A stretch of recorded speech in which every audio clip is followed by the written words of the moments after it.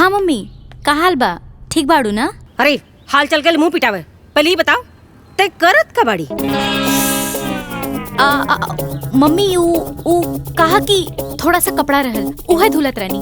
कहे washing machine का हम शोरूम में प्रदर्शनी लगावे के देले बाड़ी कि तू हाथे से कपड़ा धोता रही? जाके सारा कपड़ा मशीन में डाल।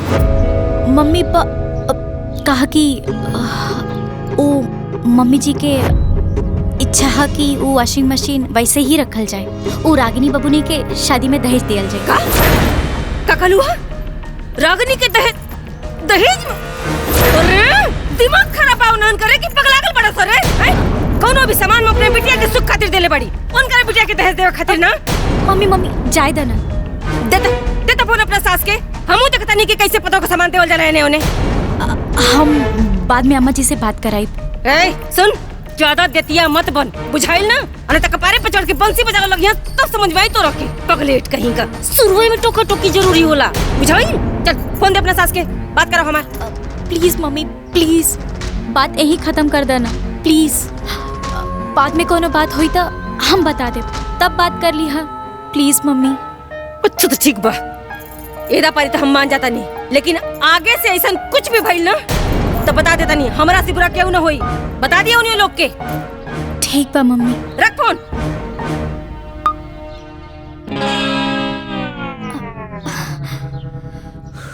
ससुराल के दुलार जैसे आम के अचार,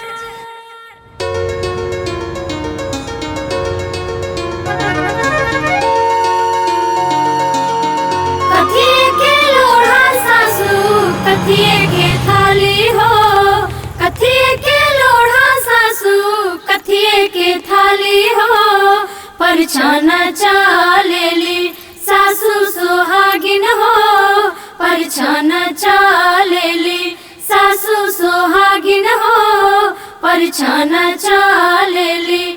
थाली में हल्दी चावल चुमेली भाभी हो, थाली में हल्दी चावल चुमेली बुआ हो, बहुअर स्वागत बा उतरा तू हाली हो, बहुअर स्वागत बा उतरा तू हाली हो, बहुअर स्वागत बा उतरा तू हाली हो, बहुअर स्वागत बा। अरे जान जाई बुची, कौन ऐसन दुनिया में हित नाता होई जे बियाह से पहले ही लड़का के नौकरी लगा देवे,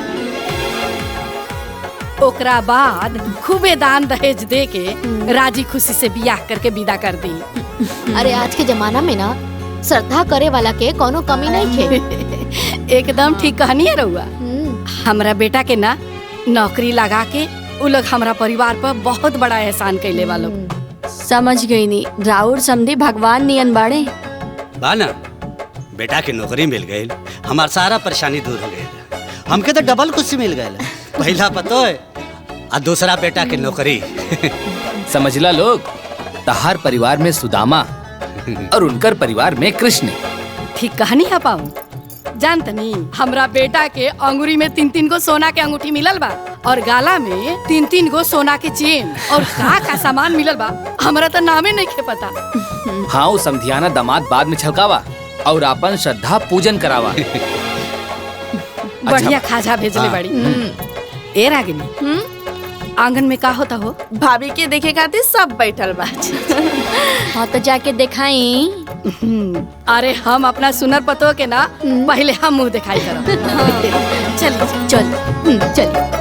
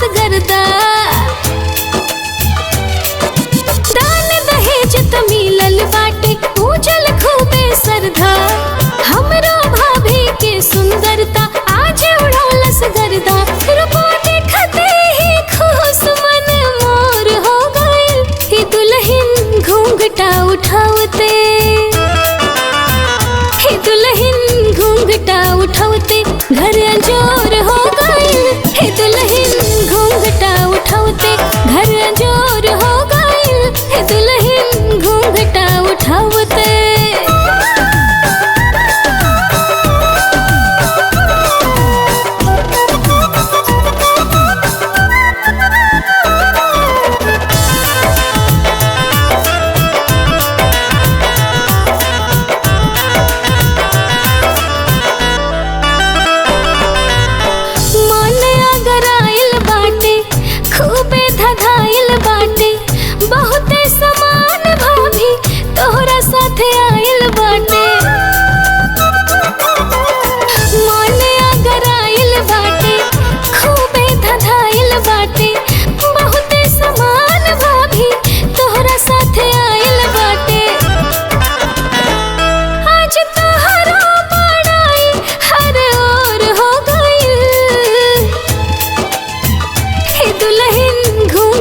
उठावते ये दुल्हन घूंघटा उठावते घर अंजोर हो गइल ये दुल्हन घूंघटा उठावते घर अंजोर हो गइल दुल्हन घूंघटा उठावते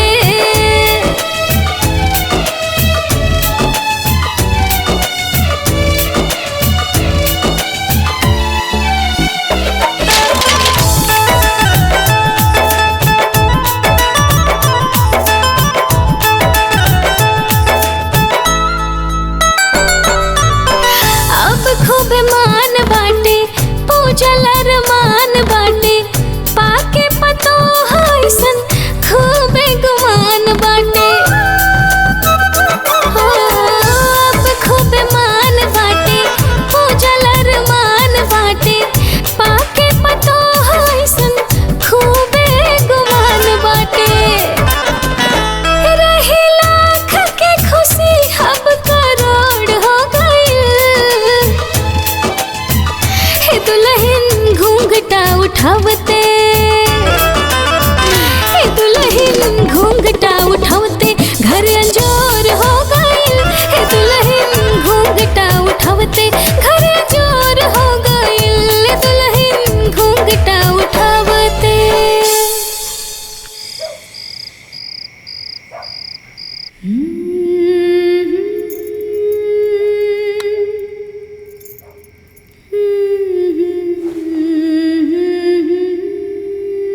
दुल्हन जी अरे दुल्हन खाना ना खैलू खा लीनी अम्मा जी। अच्छा तू खा लेलू तो अभी तक ऐसे ही सब पड़ल बा।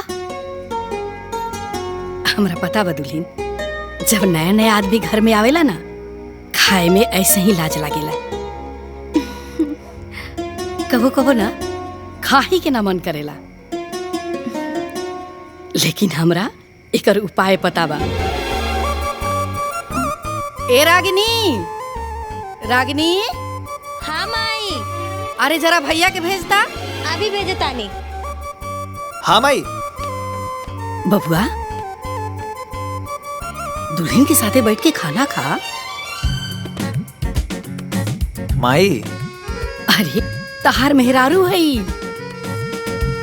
इतना असहज होखला के जरूरत नहीं के। अरे ना माई, हम तो कुछ ना। चला चल के बैठ के खाना खा। ठीक ठीक बा माई। चला।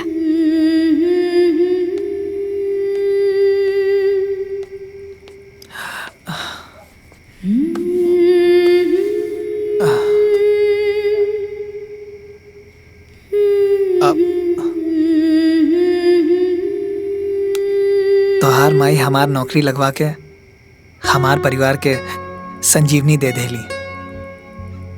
हम और हमार परिवार बहुत भाग्यशाली बा तोहरा के पाके।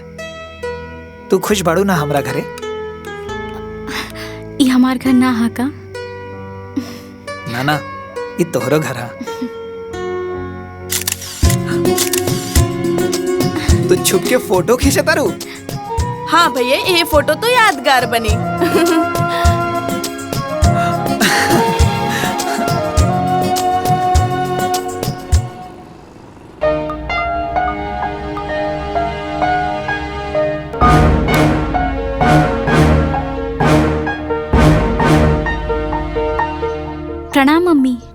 हाँ खुश रहा बिटिया। हाल चाल बतावा। सब बढ़िया बा माई। सब लोग बहुत प्यार करत आड़े। बिल्कुल नहीं लागत कि कोनो अनजान जगह पे आ गइल बाड़ी। सुन के मन खुश हो गल। अरे हमार मकसद जौन पूरा हो गल। खैर छोड़ा, कुछ भी हो ना फोन जरूर करिहा। ठीक है मम्मी। प्रणाम। खुश रहा, अपन ख्याल रखिया। हाँ माई। ठीक।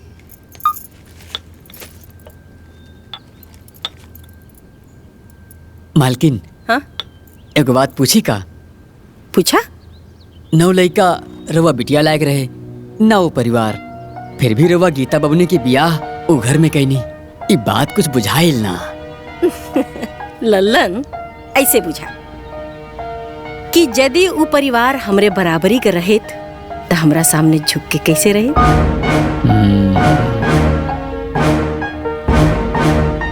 अपना बेटी के सुख के खातिर सबसे पहले हम अपने होखे वाले दामाद का नौकरी लगोनी, फिर अपने बिटिया का ब्याह करनी और एहसान लाद देनी। अब ऊ लड़का वाला हो के भी जीवन भर हमरा सामने झुक के रही हैं और हम लड़की वाला हो के भी जीवन भर उनका सामने तन के रहा। बिटिया के आजादी मिल गई, ससुरे में रह के भी ऊ नैहरे का सुख उठाई। कैसे? जैसे हमार बड़की बिटिया और बड़का दामाद भोगता रहे। अब बुझाई? बड़की बिटिया का जीवन तो बर्बाद कैले रहनी, अब छोटकियों को बर्बाद करे के तैयारी बा। का कहनिया? हम कहाँ कुछ कहनी, रउआ जैसन महाज्ञानी के सामने हम अज्ञानी आदमी भला कुछ कहे के हिम्मत रखा तनी का? और तो कहे के हिम्मत करे नी, कहबो मत करी ना। जब देखा तो भनन भनन भनन बगल में बैठ के बस।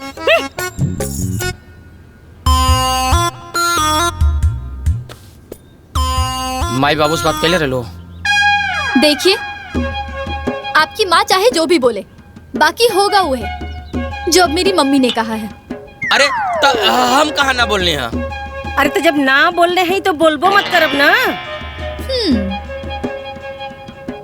और दामाद जी एक बात याद रखी कि यदि हम रउआ के रउआ परिवार से अलगे ना कैले रहती ना तो न तो लखनऊ में मकान बनल रहत और न तो गोरखपुर में जमीन किनाइल रहत। ठीक ना? जी जी सासू माँ। मम्मी, इनको मना कर दो। आजकल कुछ ज्यादा ही अपने घर वालों से सलाह मशवरा कर रहे हैं।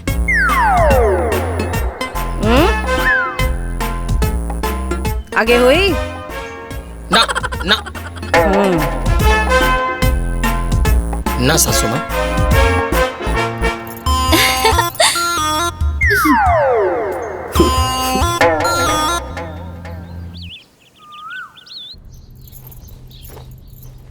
दुल्हीन। जी मम्मी। फुआ और मौसा जी लोग जाता लोग। अच्छा। ता वहाँ लोग के माड़ो में खिलावे खातिर जो थरिया देहल गई रहे ना, वो कहाँ बा? हमरा के तो मालूम नहीं खे। एक मिनट। हाँ, मम्मी से पूछ के बतावा तानी। पूछ के बता दिया। ठीक जी।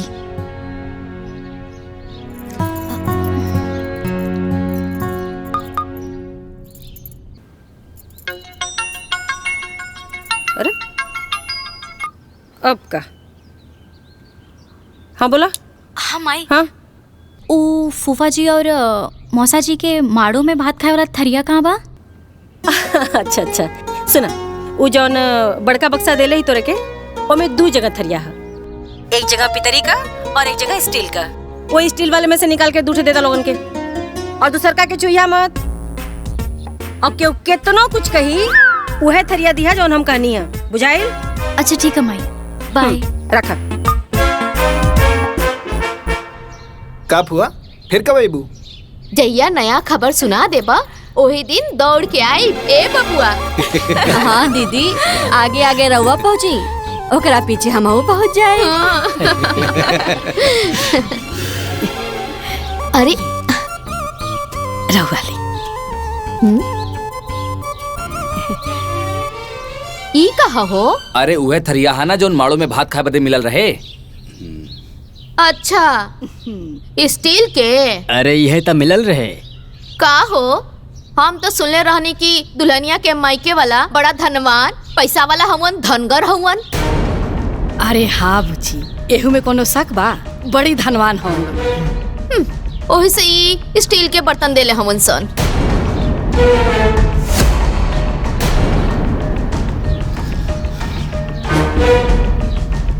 अरे ये दीदी देखले नहीं की, हाथी के दांत दिखावे के कुछ और होला और खाए के कुछ और। सही कहा तारू।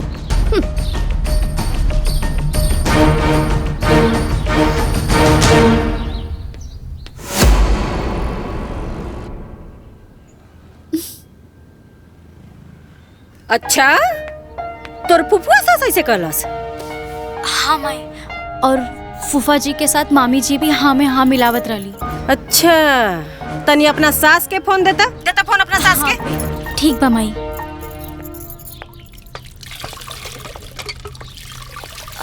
अम्मा जी, हमार माई के फोन है। स्पीकर पे लगा दा। प्रणाम समधिन जी। का है समधिन जी? मने राउर बड़की ननद के ऐसे ही कहे के चाहिए का? अरे हम चाहे बड़का घरे कहीं चाहे छोटका घरे का, और चाहे हम स्टील का थरिया देली चाहे सोना का, हमार न मर्जी, वो क्यों नहीं बोले वाला जी? अरे समधिन जी, अगर ऐसन बात बता हम रउआ से माफी मांगतनी। नहीं, मने हम बिटिया वाला बानी, अकर मतलब ही नहीं ना कि केहू कुछ बोल के चल जाई। सुनाता ना हमार बतिया? अरे ना ना समधिन जी, ऐसा ना होई, रउआ नाराज मत होई। नहीं तो बड़का देखलू।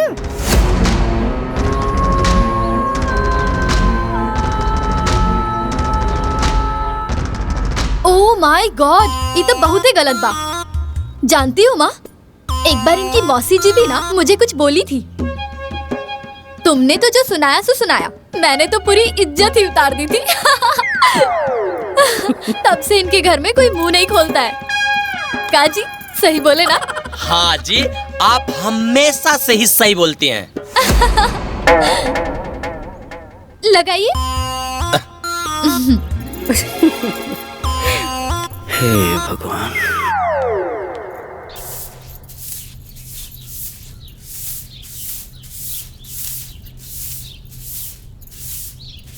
दुल्हन जी अम्मा जी। हाय तारा ससुर जी के ना सब गंदा कपड़ा बा, एकरा धो के प्रेस कर दिया। ठीक बा अम्मा जी, हम अभी ये धुल देता नहीं। अरे दुल्हन, अभी इतना का आगुताहट बा, जब काम से खाली होया ना तब धो दिया। अम्मा जी, एमे खाली होखे वाला कौन बात बा? हम अभी ही कपड़ा वॉशिंग मशीन में डाल देब और चालू कर देब, फिर ही कपड़ा अपने आप धुल के सूख जाई। Washing machine? हाँ, आई। आई अम्मा जी। ई है वॉशिंग मशीन, एहमे बस कपड़ा डाले के देरी बा, बाकी धुले और सूखे में कोनो देरी नहीं के। अरे दुल्हन, एगो बात कहीं अगर बुरा ना मानता? अरे अम्मा जी, ऐसन काहे कहत बानी, कहीं ना। दुल्हन, ई ना ऐसे ही पैक रहे दे तू ना त ठीक रहित। उ कहा ना कि अब अपन रागनी भी सियान हो गई बड़ी, उनको बियाह होगी त ई सब सामान देवही के पड़ी ना। और राजू के तभी नया नया नौकरी लागल बा, सारा सामान खरीदे में बड़ा मुश्किल हुई। ई सब सामान रही त दिया जाई, और हाँ, हमनी के जब हाथ फरहर होई ना त सब सामान खरीदा जाई। तब तक तू हाथे से कपड़ा धोई तू। ठीक बा अम्मा जी, जैसन आपकी मर्जी।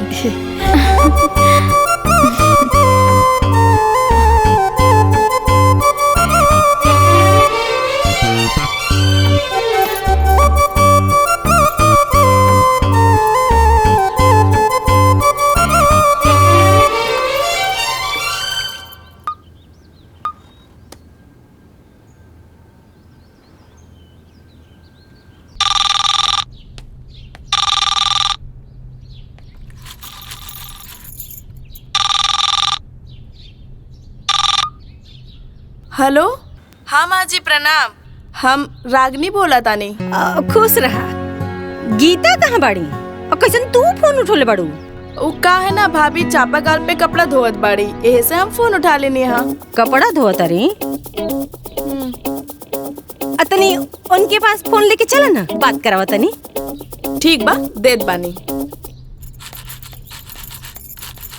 भाभी ली बात करी, राउर घर से फोन आयल बा।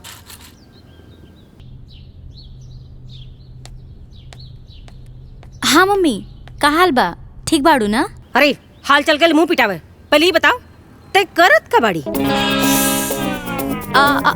मम्मी ऊ कहा कि थोड़ा सा कपड़ा रहल, उहे धुलत रहनी। कहे वॉशिंग मशीन का हम शोरूम में प्रदर्शनी लगावे के देले बाड़ी कि तू हाथे से कपड़ा धोता रही? जाके सारा कपड़ा मशीन में डाल। मम्मी कहा कि ओ मम्मी जी के इच्छा है कि वो वॉशिंग मशीन वैसे ही रखल जाए, वो रागिनी बबुनी के शादी में दहेज दियल जाए। का कहलुआ? रागिनी के दहेज में? अरे दिमाग खराब पाउनन करे कि पगलागल बड़ा सरे? कौनो भी सामान में अपने बिटिया के सुख खातिर देले बड़ी, उनकर बिटिया के दहेज देवे खातिर ना। मम्मी जाय देना। देता फोन अपना सास के, हमहू देखता नहीं कि कैसे पतो का सामान देवल जाला एने ओने। हम बाद में अम्मा जी से बात कराई। सुन, ज्यादा देतिया मत बन, बुझाइल ना? अरे तक कपारे पे चढ़ के बंसी बजावे लगिया तो समझ में आई तो रखी पगलेट कहीं का। शुरू में टोका टोकी जरूरी होला, बुझाइल? चल फोन दे अपना सास के, बात करो हमार। प्लीज मम्मी प्लीज, बात यही खत्म कर देना प्लीज। बाद में कोनो बात हुई तो हम बता दे, तब बात कर ली। हाँ प्लीज मम्मी। अच्छा तो ठीक बा, एदा पारी तो हम मान जाता नहीं, लेकिन आगे से ऐसा कुछ भी भइल ना तो बता देता नहीं, हमरा से बुरा क्यों ना होई, बता दिया उन्हें लोग के। ठीक बा मम्मी। रख फोन।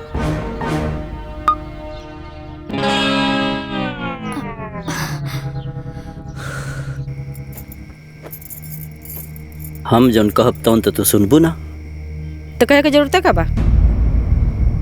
कहीं से कि गलत बात सहल भी पाप होला। अब कहल जाओ। देखा, गीता अभी अभी दुल्हन बन के ससुराल गइल बा, हर बात पे फोन मत कइल करा। कहे से कि बात बिगड़ भी सकेले। तो डर केकरा के बा? केकरा के डर बाजी? बियाह कइले बनी होने, बेचैन नहीं कि हमारा अधिकार खत्म हो गई। और देखी, बड़की बिटिया दामाद के तन्नी से अपना गाइडलाइन में रखनी तो 2 पैसा का आदमी हो गई, जीवन सेट हो गई। बेटी अपन ससुराल छोड़ देलस, दामाद अपन परिवार छोड़ देलस, का तरक्की भइल बा? का कहनी है? कुछ ना, हम भला कुछ कह सके नी? रउआ ऐसन महाज्ञानी के सामने हम अज्ञानी भला का कह सके नी? तो कहबो मत करी ना, आ जानी ज्ञान देवे, जाई यहाँ से।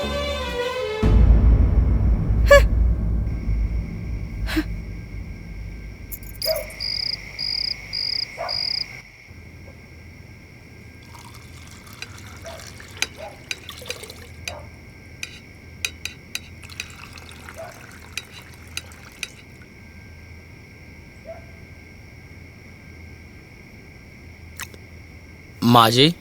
जी दामाद जी। कल हमरा बहन के मंदिर में देखा की बा, तो चाय के चाहत रहनी। ओह माय गॉड, वहाँ उतने सारे लोग हैं ना, आप नहीं जाएंगे तो देखौरी रुक थोड़ी ना जाएगी। चलिए जइए तो का हो जाई। पापा आप चुप रहिए। हाँ हम तो चुप्पे बनी, रखा इनका के पूंछ बना के।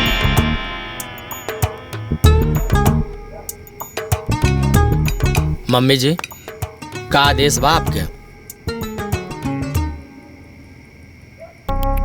बाहर से बाहर जाए के, देखो कि कह के, और बाहर से बाहर वापस आ जाए के।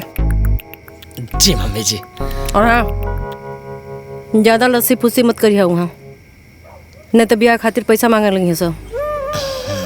अब दे ही दी है तो का हो जाई, आखिर बहन ही है। पापा आप चुप रहिए। सारा पैसा वहाँ दे देंगे तो जो गोरखपुर में मेरे लिए प्लॉट लिया है उसका क्या होगा? बताओ मम्मी। सही बात। अरे इनके का पता, जिंदगी भर तो बैठ के खाई ना, इनका के का पता कि बिटियन का जीवन कैसे बनी। कबो कबो औलाद के दुश्मन हो, और वही चुपचाप बैठ के खाई और खाए दे, खाई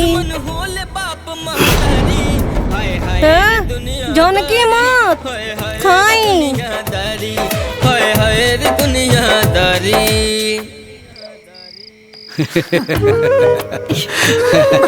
खाना खेले के बाद मिठाई खाए की चाहिए, ओहो भैया के ससुराल वाला। चला चला एक एक उठावा लो। ले आदा। अरे लड्डू ले लूं तो पनियो ले आओ। हाँ हाँ ओहो ला दे, पहले लड्डू तो खा ला लोग। अब तो हर शादी ब्याह हो गई, जिम्मेदारी बढ़ गई। हाँ बेटा, अब खर्चा भी बढ़ गई। नौकरी बा ना माई, सब हो जाए। देखा बेटा, सोच समझ के कदम उठैया। तू अकेला कमाए वाला बड़ा और तोहरे माथा बहुत भार बा, पता नहीं कैसे होई। सब हो जाए बाबूजी। अब भैया कह दे लेना तो समझा सब हो जाए। लेकिन कैसे हुई बेटा? देखा माई, सबसे पहले रागिनी के एक बढ़िया कोचिंग में एडमिशन करावे के बा। काहे कि हम पैसा के अभाव से इंजीनियर ना बन पाऊनी, लेकिन ओकरा के इंजीनियर जरूर बनाईब। ये हमार सपना बा। ओकरा बाद जे होई ओकरे हिसाब से होई। ठीक बा बेटा, सब तुम्हारी हाथ में बा, तू ही कमाए वाला बड़ा। चिंता मत करा माई, सब सही हो जाए। ठीक बा बेटा, जा, ढेर रात हो गई बा, जाके सुता। ठीक बा।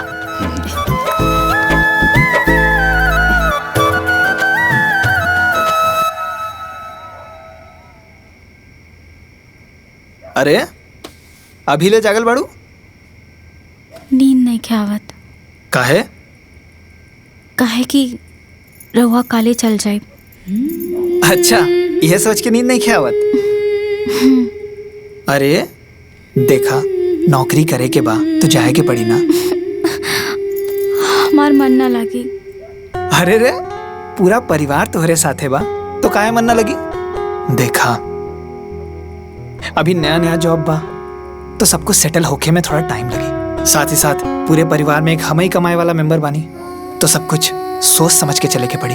हाँ, अरे नाराज हो गई लुका? देखा, नाराज ना होल जाला।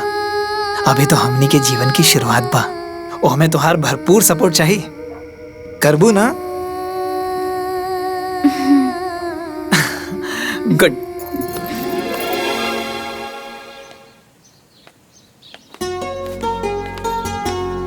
अरे बुचिया, अचरवा कहाँ रख ले रे? यही बैगों में तो बा। अरे कपड़ा में लग जाए तो? अरे बेटा ना लगी, हम प्लास्टिक में बांध के डिब्बा में रख देले बानी, ऐसे ना लगे। अरे बेटा, तुम्हार माई बहुत होशियार भी है। अच्छा अच्छा ठीक बा, बुरबक के सही, रउआ होशियार बानी ना? खुश? अरे हाँ बबुआ, सतुआ भी बांध के रख देले बानी, भुजना भी बांध देले बानी जी, और पूरी भुजिया भी बना देले बानी। तू पहले पूरी भुजिया खा लिया, नहीं तो खराब हो जाई ना। ठीक बा माई, अब जाएं? हाँ। खुश रहा, अपन ख्याल रखिया, आयजा के चिंता बिल्कुल मत करिया, हमनी के बानी ना। खुश रह बेटा, बेटा बढ़िया से रहिया। ठीक बा बाबूजी। प्रणाम भैया। ठीक से पढ़िया। हाँ,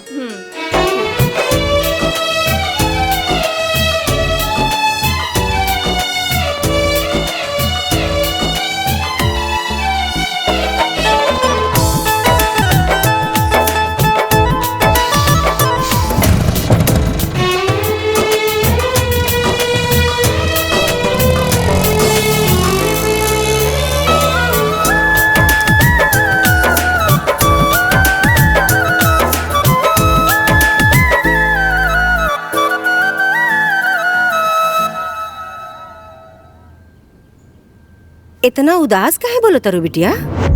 ना मम्मी, हम उदास नहीं की। अरे बचपन से पाल पोस के बड़ के ले बनी, अब हम ही ना जानब कि तू कब खुश बाड़ू कब उदास बाड़ू। ना मम्मी, ऐसा कोनो बात नहीं खे। कहा कि वो जॉब पे चल गए ना, यही से हमार मन थोड़ा सा उदास हो गइल बा। का दामाद जी, मने दामाद जी तोरा के छोड़ के जॉब पर चल गई ना? हाँ, अच्छा अच्छा, परेशान मत हो का। हाँ, तू अपन ख्याल रखा, हम फोन करब थोड़ी देर में। ओके मम्मी। ओह माय गॉड, मेरी बहन अकेले कैसे रह रही होगी? उसको कितना बोर फील हो रहा होगा ना। अरे होखबे करी, और फिर उनकर हिम्मत कैसे पड़ गई हमरे बिटिया के अकेले छोड़ के शहर जाए का? बताओ मम्मी, मैं तो इनके बिना 1 मिनट भी नहीं रह पाती हूँ। वो कैसे रह रही होगी? सही बात सासू जी, साड़ू भाई ठीक नहीं खेल।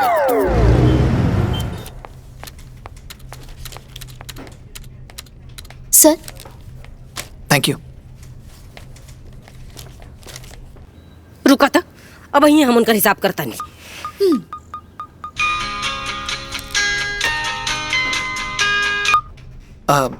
प्रणाम सासू माँ। बताई दामाद जी, मतलब दामाद जी, हमारे बिटिया के अकेले छोड़ के चल रही नहीं घरे। बताई ना, हमारी बिटिया अकेले हो गई ना। ना ना सासू माँ, गीता अकेले थोड़े ना बाड़ी, पूरा परिवार उनकर साथे बा। क्या मेहमान जी, परिवार पति की बराबरी थोड़ी ना करेगा जी। ये आप कैसी बात कर रहे हैं जी? मैं तो इनके बिना 1 मिनट भी नहीं रह पाती हूँ। अरे साढ़ू भाई, हमार साली साहब अकेले बैड न फील करत हो ही। बताओ ना माँ, गीता बहुत उदास थी क्या? रो रही थी क्या? करी। हाँ। देखी लोग, हम रउआ लोगन से प्रॉमिस करतानी कि हम बहुत जल्दी गीता के अपने साथ रखब। अबे हम ऑफिस में बानी। प्रणाम। बताओ मम्मी, बेचारी गीता। ए बबनी, तनी पढ़े में सीरियस हो जा, भैया के सपना पूरा करे के बा। हाँ माई, एकदम सीरियस हो गई नहीं, भैया के सपना जरूर पूरा करब।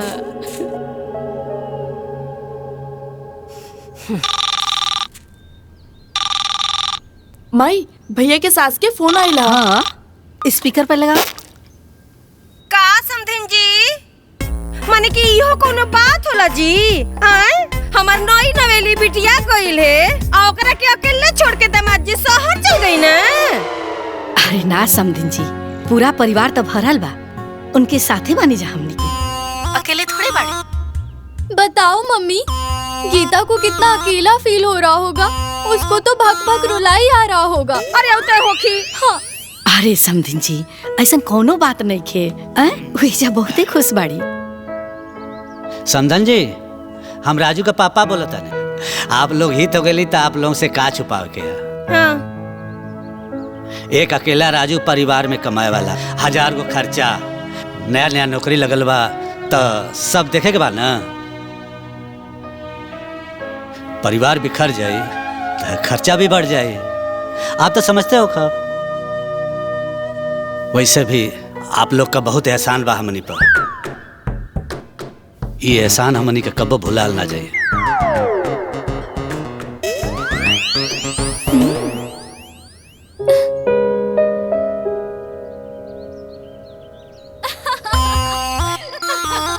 बताओ मम्मी, तुमको याद है ना, एक बार छोटन जी जब हमको छोड़ के गए थे, तुमने तो हंगामा ही कर दिया था। और मैं भी जो भाग के आ गया था। हाँ। ओह माय गॉड। बाकी गीता कैसे रहती होगी? वो जंगल में ना, अपना ससुराल में बिया। और तू लोग बार बार बोल के ओकरा जीवन में आग मत लगावा। बताओ मम्मी, पापा को क्या मालूम कि उसकी भी अपनी पर्सनल खुशी होती होगी ना? हाँ सासू माँ, फैमिली थोड़ी ना हैप्पी देगा उसको। हाँ। माँ है हम, हमरा के न पता बा कि औलाद का दर्द का होला, इनका के का पता। तू ही दोनों जानी त ओकरा जीवन के बर्बादी के कारण बनल बा। का कहनी है? कुछ ना, हम कहाँ कुछ कहनी है। तू दोनों महाज्ञानी के सामने हम अज्ञानी के कुछ बोले का हिम्मत बा? तो हिम्मत करबो मत करब।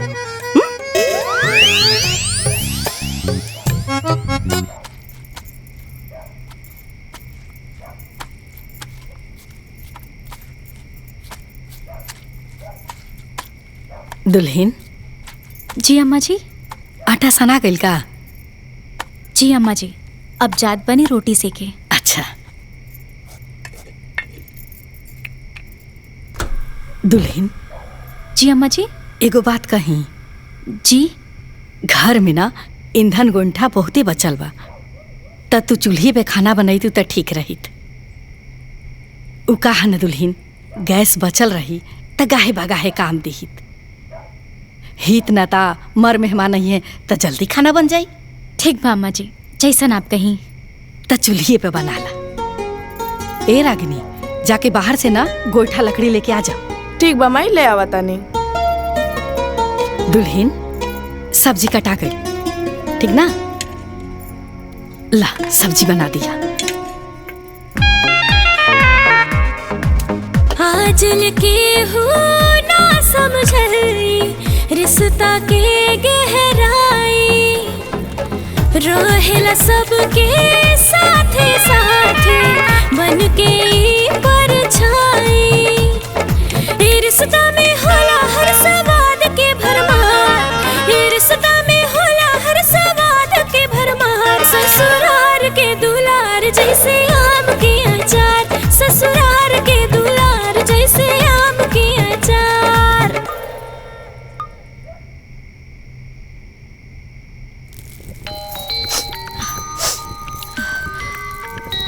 मम्मी, हाँ मम्मी। हेलो बिटिया, कैसे बाड़ू? का करता रू? हाँ ठीक बानी मम्मी, अभी तक खाना बनावत बानी। ए तू खाना बनावता रू तो सुसुकत कैसे बाड़ू? ए कोनो कुछ कहता नहीं जाना? अरे ना मम्मी, केहू कुछ ना कहलस। वो कहा कि आँखें में धुआं चल गई ना, त आँख और नाक से पानी निकले लगल। अरे मने कि गैस चूल्हा पर कैया से धुआं लगा लगल रे? अरे ना मम्मी, गैस चूल्हा पे ना, वो मिट्टी के चूल्हा पे खाना बनावत बनी ना, यही से धुआं निकला। का कहलू? मिट्टी के चूल्हा पर खाना बनावता रू? कौन करा घरे में गैस चूल्हा भी नहीं खेका रे? अरे मम्मी, ऐसन कोनो बात नहीं खे।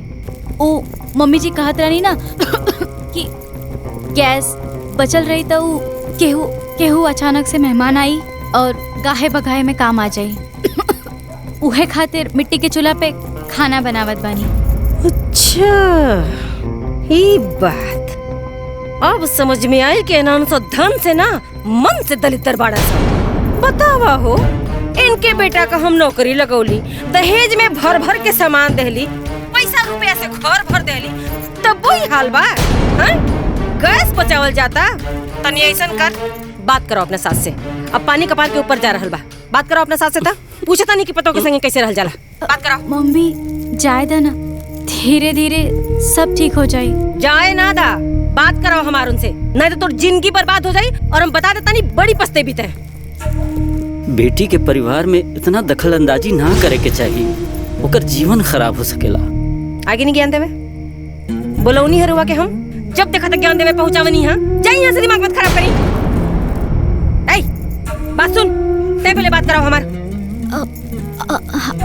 अम्मा जी तो बाहर बाड़ी, रउआ से कैसे बात करवाई? अच्छा ठीक बा, हम तमाजी से बात करता नहीं। बाकी तय कान खोल के सुन, जाके गैस चूल्हा पर खाना बनाओ, और अगर आज के बाद हम सुन नहीं ना कि तय चूल्हा पर खाना बनाओ तारी, तो हमारा से बुरा क्यों ना हो। हेलो,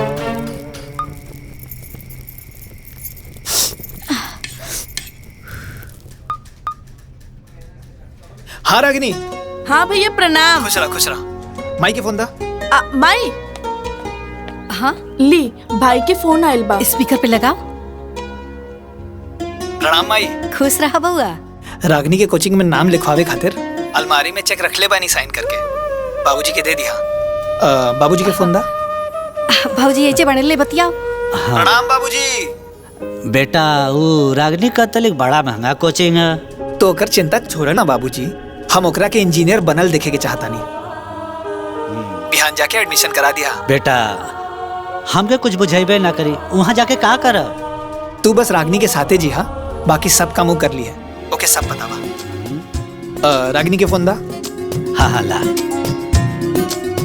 हाँ भैया, अलमारी में चेक रख ले बानी साइन करके, साथ ले ले जी। हाँ बाकी सब बाबूजी के अकाउंट में जो पैसा डलले बानी ओकर इंस्टॉलमेंट से पूरा हो जाए। जी भैया प्रणाम। खुश रहा खुश रहा।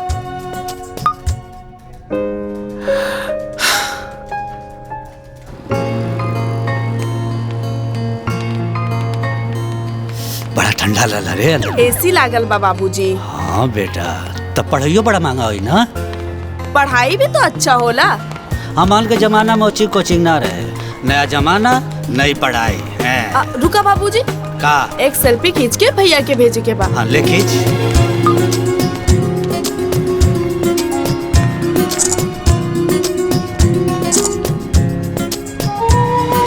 बहुत बढ़िया है। हो गई। भेज दिया। अंटार्कटिका पृथ्वी की सबसे ठंडी जगह। इससे ठंडी जगह। ओह माय गॉड मम्मी, तुमको मालूम है मेहमान जी ने क्या स्टेटस लगाया है? का? ये देखो, इनकी बहन इतने बड़े स्कूल में पढ़ती है।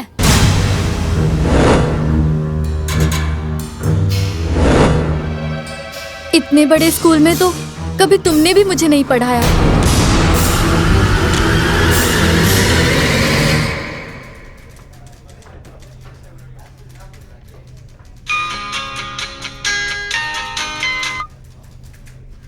प्रणाम सासू माँ। खुश रहा बाबू।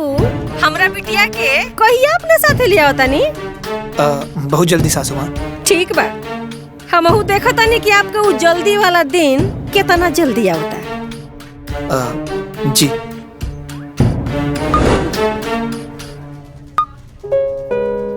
अरे बाप रे, इस सासू माँ तो हाथ धो के पीछे पड़ गई। अजी, गीता को वीडियो कॉल करिए ना।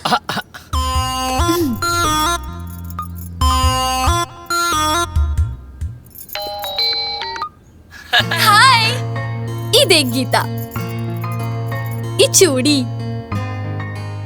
ये बिंदी, ये लिपस्टिक और ये ज्वेलरी। ये सब साड़ी का मैचिंग है। और ये देखा दीदी, ये सब हमार है। ये चूड़ी, ये बिंदी, ये लिपस्टिक, ये ज्वेलरी सेट और ये साड़ी। अरे गीता, ये तो वही साड़ी है ना जो हमने पसंद किया था? हाँ दीदी, तुमको पता है जब सज सवर के चलनी से अपने चांद को देखोगी ना, बहुत अच्छा लगेगा। मैं तो छुट्टन जी के साथ सेल्फी भी निकालूंगी और उसको अपलोड भी करूंगी। देखना, बहुत लाइक्स जाएगा। अच्छा गीता, करवा चौथ में मेहमान जी तो आ रहे हैं ना? ना दीदी। ओह माय गॉड, तो तुम चांद कैसे देखोगी? वीडियो कॉल पे देख ले ना दीदी। वीडियो कॉल पर? क्या गीता, बिना मेहमान जी के सेल्फी अपलोड करोगी? कैसा लगेगा? लाइक नहीं मिलेगा। तो अब क्या करे दीदी? उनको बुलाओ, कैसे भी करके उनको बुलाओ, नहीं तो मजा नहीं आएगा। अरे साली जी देखी ना, हम तोरे सिस्टर के 1 मिनट में अकेली छोड़े ली का? साड़ू के दबाव दी, बार बार दबाव दी।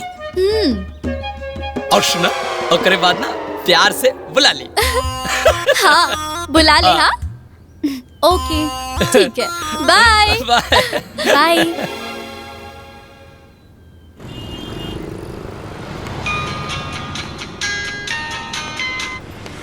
हाँ गीता बोला। ये हमार पहला करवा चौथ है और रउआ ना आइब तो हमरा के अच्छा ना लगी। बाकी एक दिन आइब तो छुट्टी भी जाई और पैसा भी नुकसान हुई। अच्छा, हमार खुशी से बढ़ के पैसा हो गई बका? और हम कौन पिकनिक मनावे खातिर बुलावतानी? हम तो बस पति पत्नी के पूजा में शामिल होके खातिर बुलावतानी। अरे यार प्लीज आए ना, प्लीज। अच्छा भले आप मैरिज डे पे मत आइब, लेकिन करवा चौथ पे आवे के बा। प्लीज मना मत करी, प्लीज आए ना, प्लीज प्लीज। अच्छा ठीक बा, बता। Thank you. ठीक।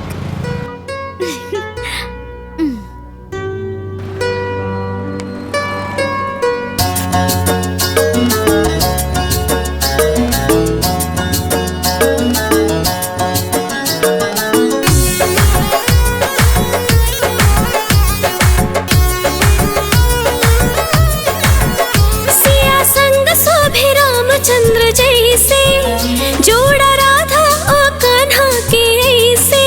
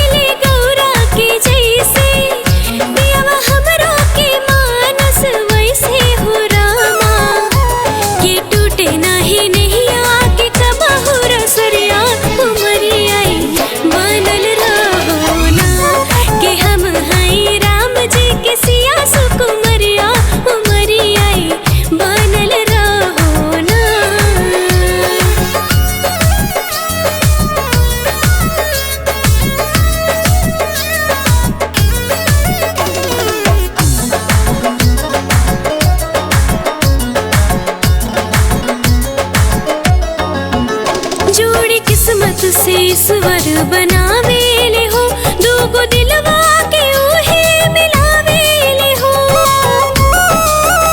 जोड़ी किस्मत से ईश्वर बनावेले हो, दूगो दिलवा के उहे मिलावेले हो। शौक सिंगार रच रच सजावली, करवा चौथ के परबिया उठवली हो रामा। के कबो नहीं जिंदगी में आवे अंधरिया, हजूरी आई उगल रहो ना। के हम हैं राम जी के सिया सुकुमरिया, उमरी आई बनल रहो ना। के हम हैं राम जी के सिया सुकुमरिया, उमरी आई बनल रहो ना।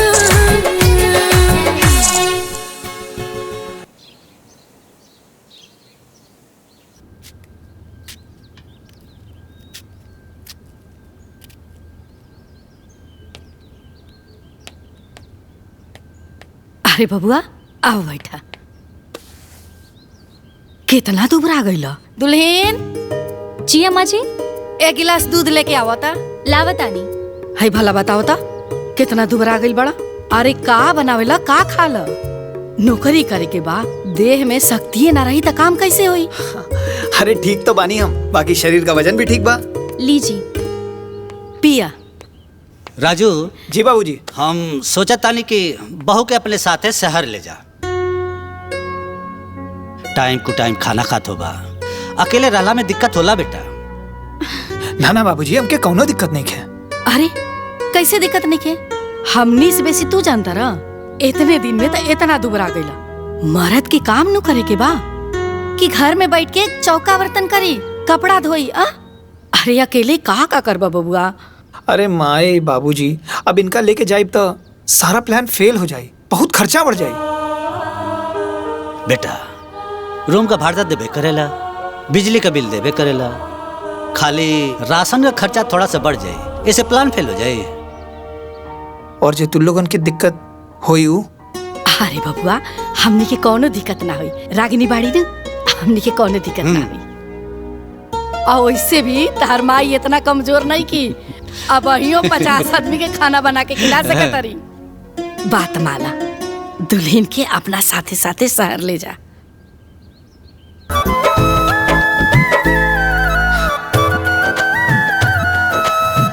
ठीक बा।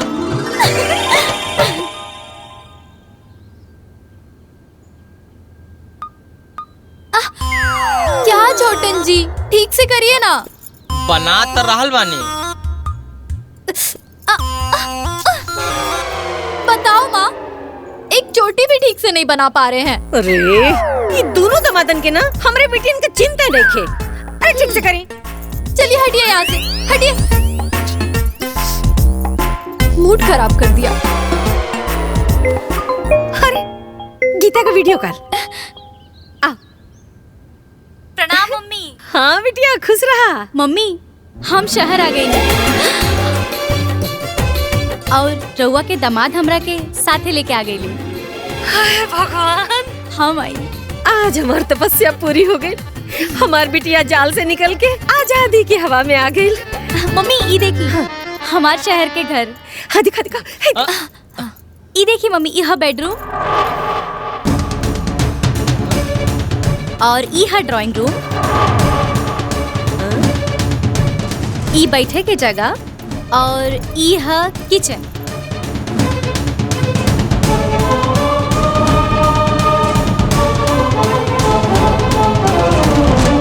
करे तोरे घरे में फ्रिज, सोफा, टीवी ये कुल नहीं खे? ना मम्मी। ओह माय गॉड। बताओ मम्मी, सोफा भी नहीं रहेगा तो कितना इंसल्ट होगा ना। तुमको पता है मम्मी, मेरी एक ननद बंद करना अपन कथा, पहले मैं कर सुन ले।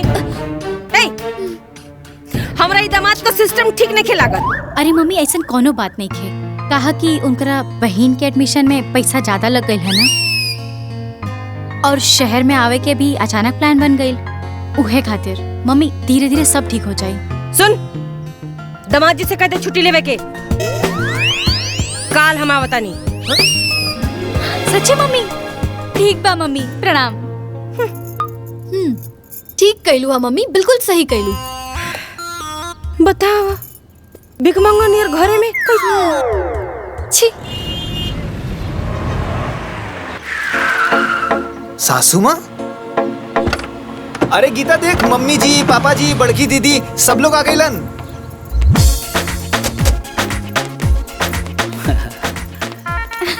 मम्मी। अरे बेटा खुश रह। प्रणाम बाबू। सब लोग ठीक बा ना? अच्छा लगल तो देख के। जी चल। पापा। अरे हमारा खुश रह बेटा, सदा सुहागन रह। ठीक बड़ा दीदी। सब बढ़िया बा। और साड़ू भाई? ओह माय सब गॉड। बढ़िया बढ़िया। का गीता, तुम इतनी दुबली कैसे हो गई? कुछ भी दीदी। भैया लोग सारा सामान लेके अंदर आवा। हम बताओ तानी कि कौन चीज कहाँ रखे के बा। ले आवा ले आवा। ठीक बा, उतारे तानी। कब्बो खट्टा मीठा चल। कब्बो लागेला झरहार, कब्बो खट्टा मीठा कब्बो लागेला झरहार, ससुराल के दुलार जैसे धीरे धीरे सारा सामान उठा लिया लोग, अपने हिसाब से हम रखवा ले। दुलार जैसे आम के अचार। मम्मी आई बैठी, सब रखा जाए। नहीं बिटिया, सारा सामान हम अपना हाथे व्यवस्थित करब। हमार बिटिया का घर इतना खाली खाली ई हमरा के मंजूर नहीं खे। सासू उहाँ माँ? रखा, हाँ? ये सब सामान? रउआ चिंता मत करी बेटा, सारा सामान इंस्टॉलमेंट पर बा। धीरे धीरे राउर तनख्वाह में से कटत जाए, ठीक है? ओह माय गॉड। बताइए मेहमान जी, अगर गीता का घर स्टैंडर्ड नहीं दिखेगा तो कितना इंसल्ट होगा ना। बेटा घर में सब लोग ठीक बा ना? हाँ हाँ सब लोग ठीक बा बाबूजी। अच्छा हम चाय बना के लेके आवत आनी। ठीक बा।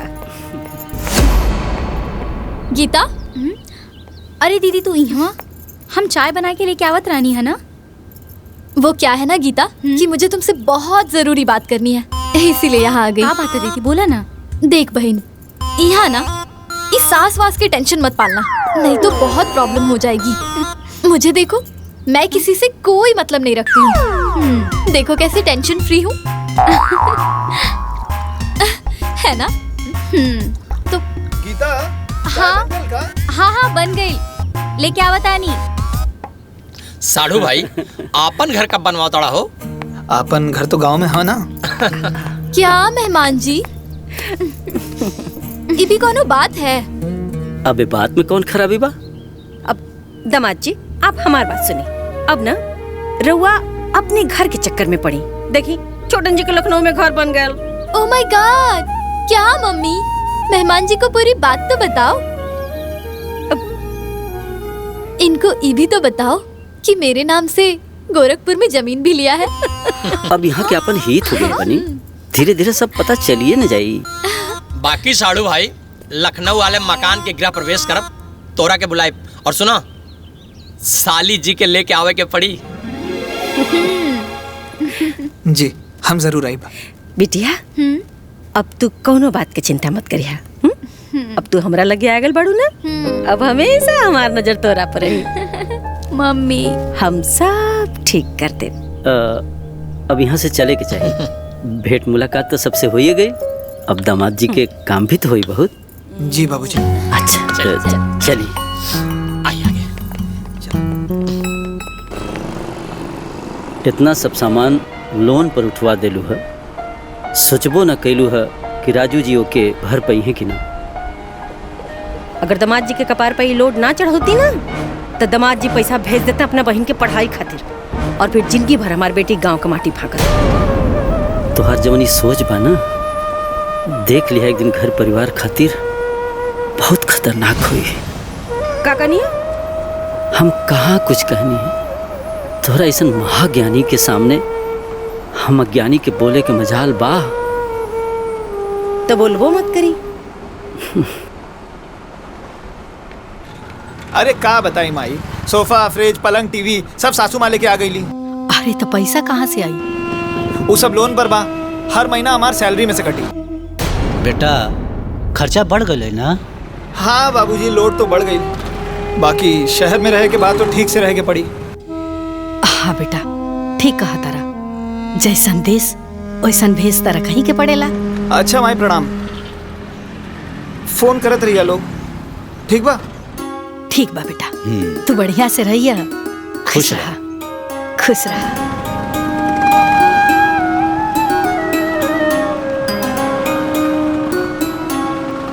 लड़का खर्चा और बढ़ा देना सर। उन्हन के ऐसा करे के चाहे।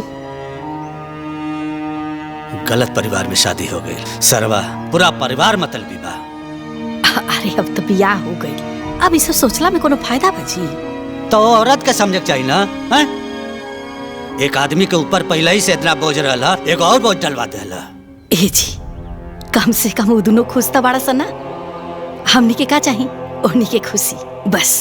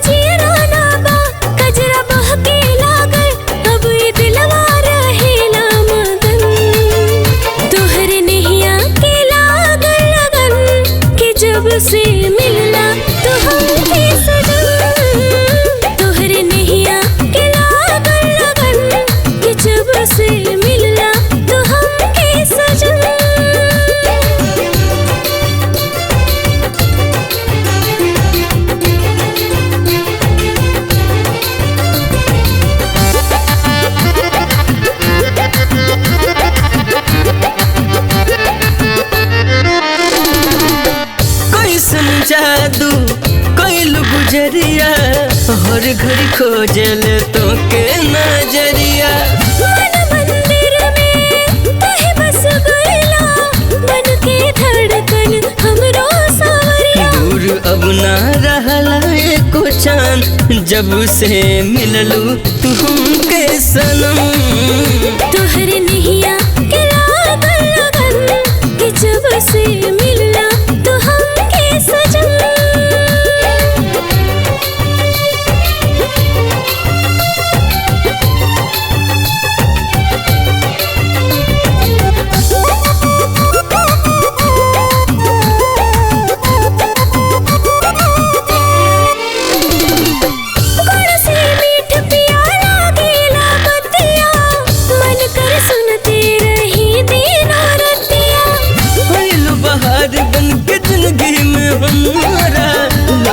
खाली अब तोहरी सूरतिया, धड़के तोहरे ही नावे धड़कन कि जब से मिलना तो हमके सजन।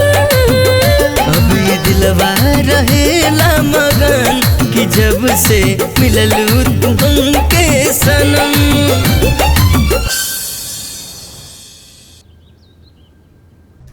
ठीक है, कंप्लीट हो गया। हाँ, आप इसे ले जाइए। Thank you. Okay sir. Hello भैया, प्रणाम। खुश रहा। का हाल चाल बा? ठीक बा भैया। हम कोचिंग छोड़ देनी हा। काहे?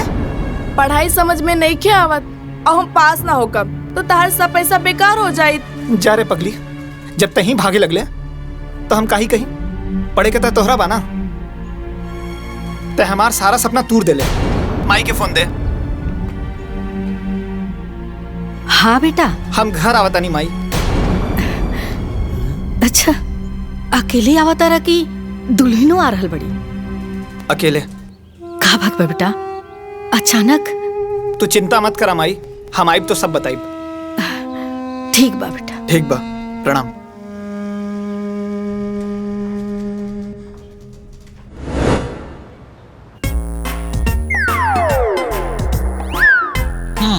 मम्मी जी, ये वाला खाइए ना, बहुत मीठा है। ये बहुत खट्टा वाला। ये बहुत मीठा बा। अरे बेटी से बिना बतियोले संतरा खाए लगलू, ऐसे बची? बेटी तो नहीं भेजी भैया, फिर जाके फोन करी। बेसिल मत फेंके। आ गई।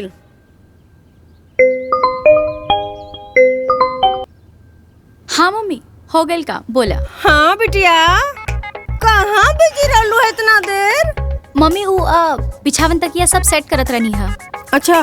काहे कि हमार ससुराल से सास ससुर सब आवे वाला बाड़े ना। हैं? हाँ मम्मी। कोरे हमर दम दम पगला गइल बा का रे? ओकरा के हम जौना जाल में से निकालल चाहता नी, बार-बार वही जाल में जाके फंसल चाहता। सासू जी, अब वो प्राइवेसी खत्म हो जाए नो। अरे बेटा, तो तोरे नियर दिमागदार नहीं खे ना बाबू, बकलोल, गोबर बा गोबर। ओह माय गॉड, बताओ मम्मी, गीता कैसे रहेगी? तुमको मालूम है मम्मी, मेरे और इनके बीच में कोई आता है ना तो मुझे बहुत खराब लगता है। तो जाके जंगल में रहा, यहाँ कह रहा तारू। अरे रउआ चुप रही। बताओ बिटिया, यहाँ हम अपना बिटिया खातिर परेशान बाड़ी और वहाँ तोर मरद अपना माई बाबू खातिर परेशान बा। बात कराओ तो, बात कराओ। ओ मम्मी, वो तो यहाँ नहीं खे, वो तो गावे चल गई बाड़े सबके लावे खातिर। गावे? हाँ मम्मी। कट कट। अब ना बेटा, हमनी का तोरे साथे शहर ना जा पाल जाई। समस्या का बा बाबूजी? देखा बेटा, एक तो तारा ऊपर ऐसा ही खर्चा बढ़ल बा, हमनी के जाइब जाता खर्चा और बढ़ जाई और तू परेशान हो जीबा। अरे बस खाना का खर्चा बढ़ी माई, बाकी का खर्चा उहे हुई जे लागत बा। रागिनी, रागिनी जी, ये क्या? नमस्ते सर। नमस्ते, कहिए। सर मैं कोचिंग से आया हूँ, ये चेक रिटर्न करना था मुझे। Thank you. सर एक बात पूछ सकता हूँ आपसे? जी पूछिए। सर आप देखने में काफी पढ़े लिखे लगते हैं, तो फिर आपने अपनी बहन की कोचिंग क्यों बंद करवा दी? वो पढ़ती ही कहाँ थी? नहीं सर, वो तो पढ़ने में हमारे क्लास की सबसे नंबर 1 स्टूडेंट है और बहुत ही ब्रिलियंट लड़की है सर। ठीक है, आप जाइए। नमस्ते। नमस्ते सर। रागिनी, रागिनी। हाँ भैया। एक बात बतावा। का बताई भैया? तू कोचिंग काहे छोड़ ले? भैया वो कोचिंग काहे छोड़ ले? कुछ समझ में नहीं क्या आवत, तो का करती? झूठ बोल बे। ओकरे पे काहे चिल्लाता रहा? सच्चाई हम बतावता ने। समधिन जी, हम अपने दामाद को नौकरी अपने बेटी के सुख के खातिर लगोले बाड़ी, रउआ के बेटी के इंजीनियर बनाओ खातिर ना। और एक बात बता दी कि अगर हमरा नौकरी लगवावे आवेला तो नौकरी छुड़वावे भी आवेला। फिर बनाओ तेरे अपना बेटिया के डॉक्टर इंजीनियर। तू इतना सुन के भी चुप हो गई लू? हम का करती बेटा, उतारा के नौकरी लगोले बड़ी और नौकरी कितना मुश्किल से मिलल बा। तो के हमरा पे भरोसा बा ना? हाँ बेटा। वो बबीता देवी हमरा के खरीद ले नहीं खे। रुक माई, फोन लगाता नहीं। ला माई, उनका औकात बतावा। दामाद जी के फोन। हेलो बबीता देवी, हम दामाद जी ना, तारा दामाद जी के माई बोला तानी। समधिन जी, पता बा ना केकरा से बात करता नहीं? अरे चुप ना, समझ मूर्ख औरत। ते हमरा चुप्पी के हमर कमजोरी समझ ले रहीस ना, लेकिन अब ना। ए सुलेमान देवी, तोहर इतनी हिम्मत कि तू हमरा से ऊंची आवाज में बात करता रू? राउर कौन अधिकार बा हमार परिवार में दखल देवे के? अपना बेटी के खुशी का ख्याल रखल हमार काम बा। एको बेटा होके के नाते, एको भाई होके के नाते सब लोगन की खुशी का ख्याल रखल हमार काम हो। ए दामाद जी, आज लेके वो हमरा से इतना ऊंची आवाज में बात ना कैलस। ए सासू माँ, ऐसा घटिया हरकत आज तक हमार परिवार के साथ केहू न कैलस। अगर हमके पहले पता रहित कि राउर सोच इतना नीच बा तो हम ही ब्याह ही ना करती। तोहर इतनी हिम्मत कि तू हमरा के नीच कहला, घटिया कहला। अरे हमरे चलते आज इज्जतदार बनला सा, हम ही नौकरी लगोली और हम ही से गर्मी। अरे लात मारता नहीं ऐसा नौकरी के, भाड़ में जाए ऐसा नौकरी और भाड़ में जाए ऐसा ससुरारी। इतना गर्मी उतारेब, तोहरो गर्मी उतारेब। 1 मिनट हमरा के पहले हमरा बेटी से कॉन्फ्रेंस कॉल पे बात करे दे। 1 मिनट बता नहीं।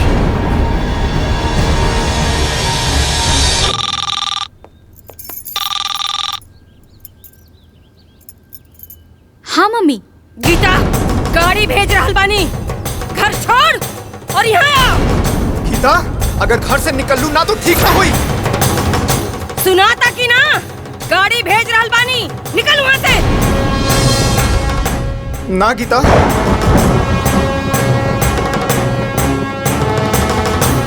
गीता, गाड़ी भेज रहल बानी, अब बता रहे ना।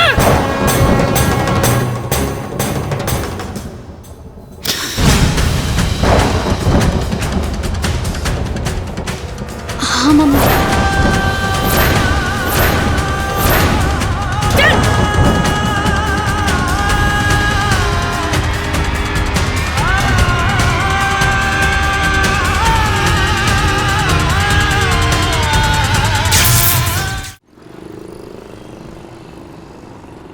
जौना के 1 रुपया का औकात ना रहे, हमरा नौकरी लगौला के बाद चालाक बन गई, हमरा से सवाल जवाब करता।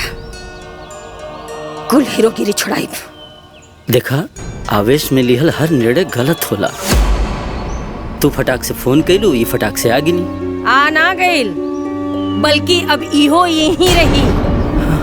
अपने बिटियन खातिर हम काफी बानी, और जैसे हमारे एगो बेटी दमाद यहाँ रहला ना, वैसे हमारी इहो बेटी यही रही। ओ लोगन के भूमि पर ही ना चला देली ना, तो हमरो नाम बबीता देवी ना। ओह माय गॉड, बताओ मम्मी, राजू जी कितने बदतमीज हैं। इन्होंने तो आज तक तुमको कभी मम्मी जी के अलावा कुछ नहीं बोले। बाकी राजू जी तुमसे जबान लड़ाने लगे। तुमने जो किया बिल्कुल सही किया। अरे सासू, कुल हो जाए। देखिए, ज्यादा गुस्सा भी था सेहत के लिए नुकसानदायक बनू। ए गीता, तुम क्यों चिंता करती हो? तुमको याद है ना, मैं भी एक बार ऐसे ही गुस्सा होके मम्मी के कहने पे यहाँ चली आई थी। बाद में तुम्हारे जीजा जी पूरा परिवार को छोड़ के मेरे पीछे पीछे यहाँ आ गए। और आज देखो हमारे पास क्या नहीं है। डोंट वरी बहन। का जी? हाँ जी। कमीना, हमरा से कहा था कि कौना अधिकार से हमारा परिवार में दखल देता रू, और हम बिटियन का माई बनी तो हमारे ना दखल रही। अभी वो लोग हमरा के जानत नहीं खा। हे बिटिया, बस हम जैसे जैसे कहतनी, बस तू वैसे वैसे करत जा।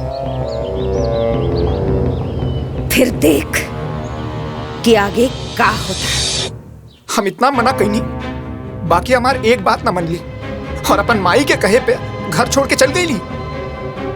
अब उनके साथे साथ उनके माई के भी समझाई कि हम ऐसा दामाद ना है जैसे उनके घर में बैठल बा। बेटा, ठंडा दिमाग से काम लेके पड़े। बबीता देवी का यह स्वभाव है, हम समझ गए। अब प्रतिष्ठा भी बचाओगे बा, अब परिवार भी बचाओगे बा। अरे प्रतिष्ठा तो बुढ़िया ना उड़ावा तारी। अरे बेटा, हम तुझसे कहता नहीं ना, हैं? हमके बबीता देवी से का लेवे देव क्या? हमके तो अपन बहू गीता से लेवे देव के ना। अरे वो तो अपने माई के कहे पे चलता रही। अरे बेटा देखा, जैसे तारा माई के केहू कुछ बोलेला ना तो तारा बुरा लागेला, तो हो सही तो तू ओकरा माई के बोलला तो ओकरा बुरा लाग गई। हाँ। बाकी उनकर माई जो घाल मेल करता रही वो तो खराब बा ना। अरे बेटा, तू उनका स्वभाव के प्यार से देखा।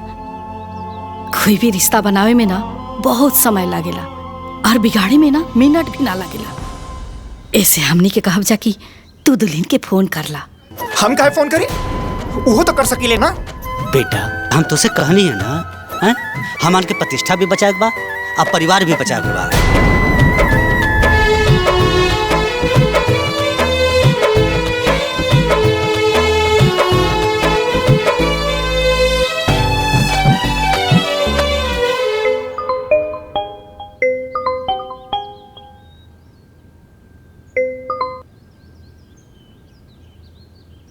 हाँ बोली।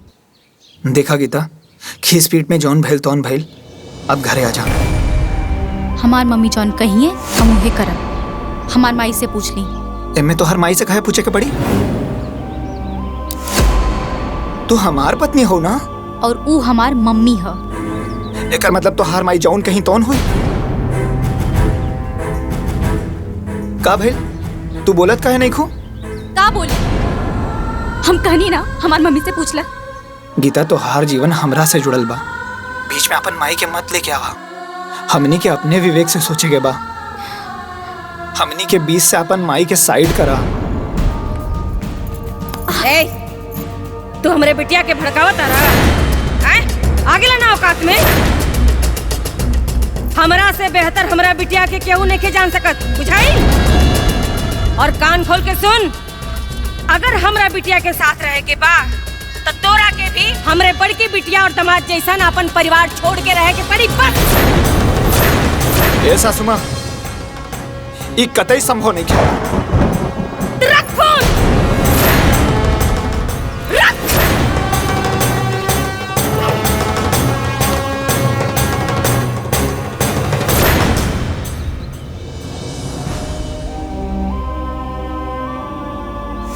का तोर सास ऐसन कलसी है? हाँ बाबूजी। गलत जगह शादी हो गई, गलत रिश्तेदार मिल गई न सर। ए बेटा, अब तू का सोचला? अरे उनका कहले से हम अपन परिवार के बिल्कुल ना छोड़ सकीला।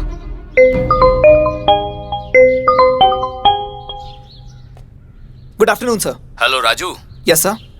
तुम्हें जॉब से आउट कर दिया गया है। क्या? मुझे जॉब से आउट कर दिया गया? हाँ। पर क्यों sir? I am sorry Raju. अब हेलो सर।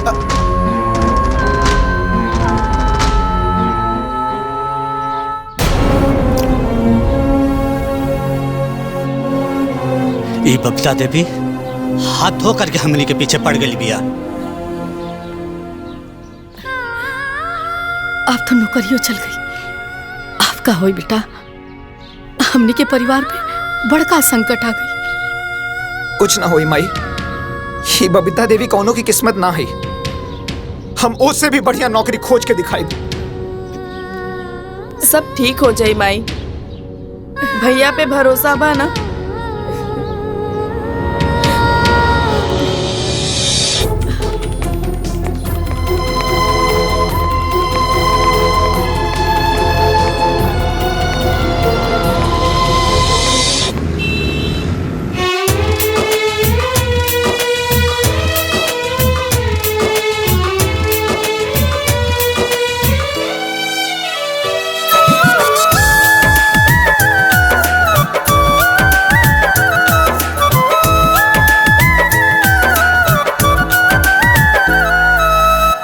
कबू औलाद के दुश्मन हो, कबू कबू औलाद के दुश्मन होले बाप महतारी। आए हाय रे दुनियादारी, आए हाय रे दुनियादारी, आए हाय रे दुनियादारी, आए हाय रे दुनियादारी।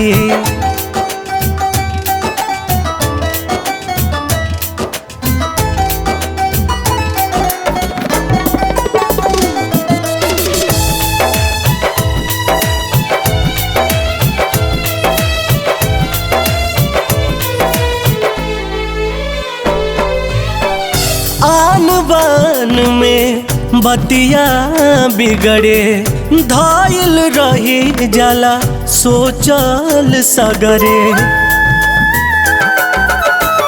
आन बान में बतिया बिगड़े, धायल रही जाला सोचल सगरे। देर बहुत हो जाला जब ले हो, देर देर बहुत हो जाला जब ले आवे समझ के बारी। आए हाय रे दुनियादारी, आए हाय रे दुनियादारी, आए हाय रे दुनियादारी, आए हाय रे दुनियादारी।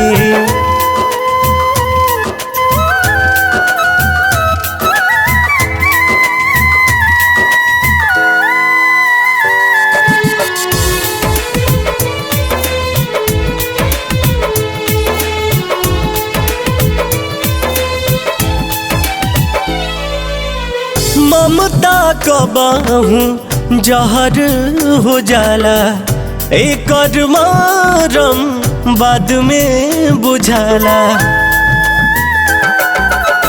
ममता कबाहूँ जहर हो जाला, एक मरम बाद में बुझाला। ओकर काम बनेला जे हो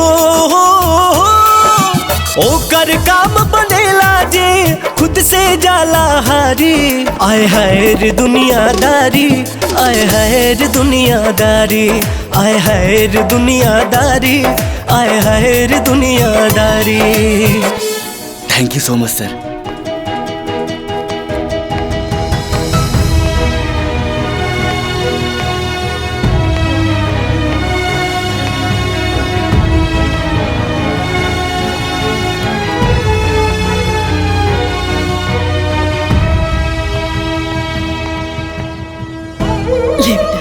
मिठाई को बबीता देवी का समझ लिया कि हमारा बेटा के नौकरी छीन लिए तो हम के मर जाए जा। अरे भगवान सबके खातिर बाड़े, देखा तारे मिल गई ना नौकरी। वो औरत के घमंड टूटल बहुत जरूरी बा माई।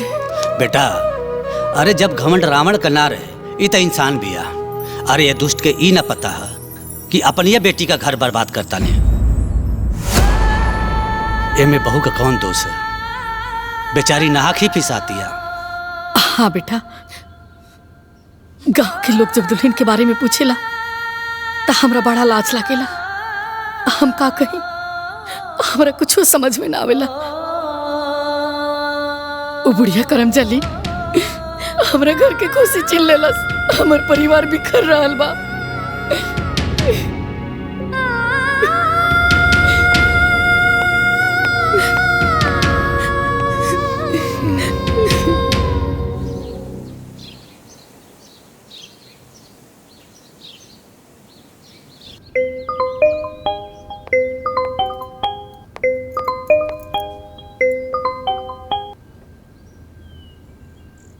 हेलो गीता। हाँ बोली। माई तोहरा के बहुत याद करत आड़ी। अच्छा। और अब हमरा के जॉब भी मिल गई। जॉब भी मिल गई मतलब? अरे तोहार माता जी हमके जॉब से निकाल देले रहली। मम्मी मम्मी रहुआ के जॉब से निकलवा देले रहनी मतलब? अच्छा वो सब छोड़ा, अब तू घरे आ जा। सब तोहरा के बहुत याद करता रहे, साथे साथ हम याद करता नहीं।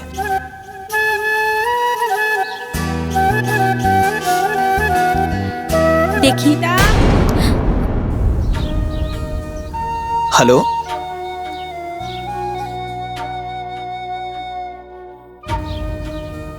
हमरे बात का उनकर ऊपर कोनो फर्क ना पड़ल, बिना जवाब के फोन काट देली। दोनों माई बेटी एक ही माटी के बनल बिया।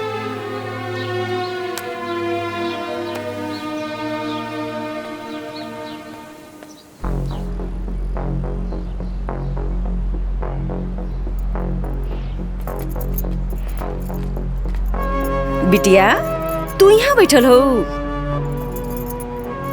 चल जल्दी से नहा धो के तैयार हो जा। काहे मम्मी? अरे पंडित जी आयल बड़ा बेटा। वो काहे? तोरा खातिर पूजा रखोले बनी ताकि तोहार कुल ग्रह नक्षत्र सब खत्म हो जाए। कौने ग्रह नक्षत्र? ओह माय गॉड! क्या गीता, तुमको पता नहीं है का? तुम्हारे जीवन का सबसे बड़ा ग्रह नक्षत्र तुम्हारा ससुराल और तुम्हारा हस्बैंड। तुमको पता है गीता, मम्मी तुम्हारी चिंता में रात रात भर नहीं सोती थी। चलो जल्दी से तैयार हो जाओ। गीता अरे तैयार हो खबू? आओ। चल चल चल चला।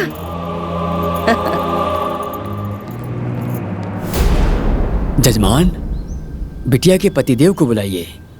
शादी के बाद किसी भी पूजा अनुष्ठान में पति पत्नी को एक साथ में होना चाहिए।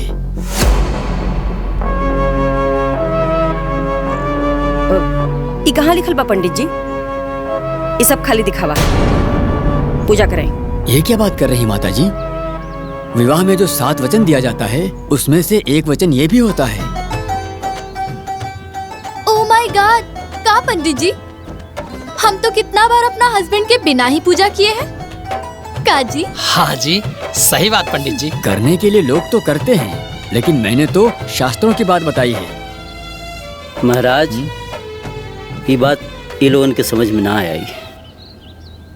राउर पूजा कराएं। देखिए, पति को परमेश्वर कहा गया है। जब जीवन में पति का इतना ऊंचा स्थान है तो पूजा अनुष्ठान में पति का स्थान क्यों नहीं हो सकता? आजकल आधुनिकता और क्षणिक स्वार्थ के लिए इन रिश्तों का महत्व ही खत्म हो गया है।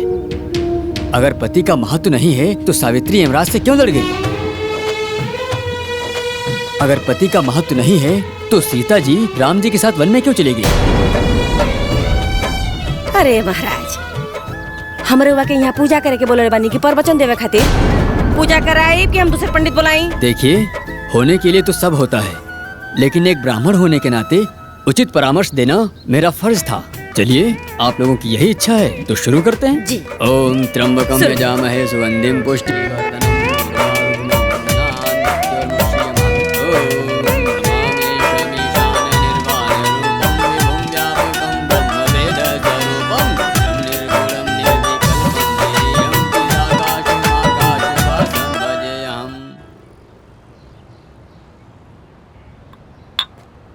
Happy anniversary sweet heart. Oh my God, मुझे तो याद ही नहीं था कि आज मेरी एनिवर्सरी है। बधाई हो बिटिया। Thank you. क्या माँ, तुम भी याद नहीं दिलाई? का याद दिलाई बिटिया? हमार तो खुद दिमाग हैंग करता। थैंक यू सो मच छोटन जी, आज आपने मेरा इतना इम्पोर्टेंट दिन याद दिलवाया। Most welcome sweet hat. इसीलिए हस्बैंड होता है।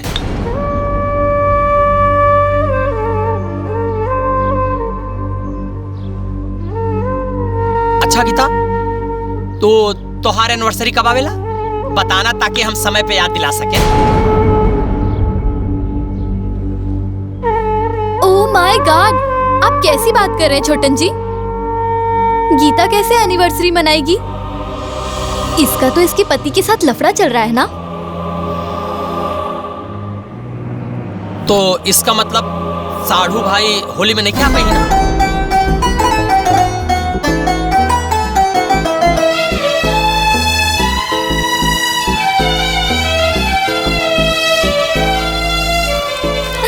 कितना सुंदर है ना।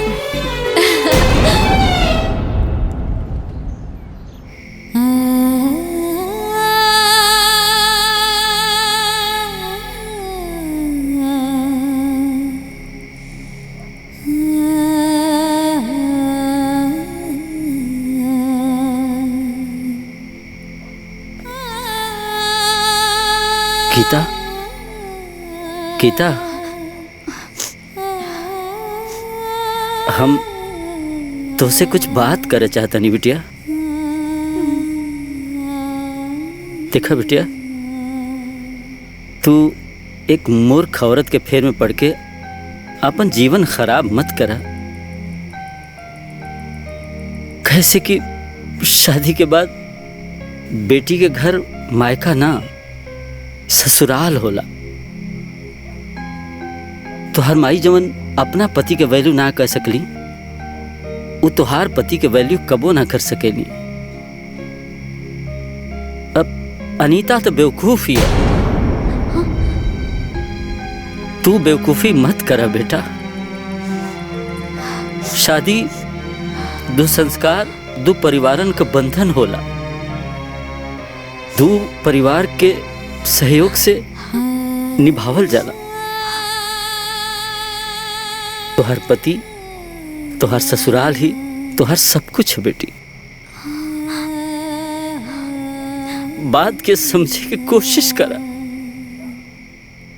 हम तुहार बाप हई। हमरो तोहरा से बहुत प्यार बा बेटा। तोहरा खुशी के परवाह बा हमें। जीवन के चिंता बा। तू अपन बुद्धि विवेक से सोचा। बस हमारी यह सलाह बा। ऐसे ही केहू से जुड़े न। हौसला रख बेटा। हौसला रख। कुछ लिख ले बड़े वो विधाता। हौसला रख। बिना रे पिया के सब शोभे न सिंगारवा। जाए दे हमरा के सजना दुअरवा। गीता बिटिया, यहाँ का कर तू बैठ के अकेले? कुछ ना मम्मी। चला खाना खा ला। चला आजा।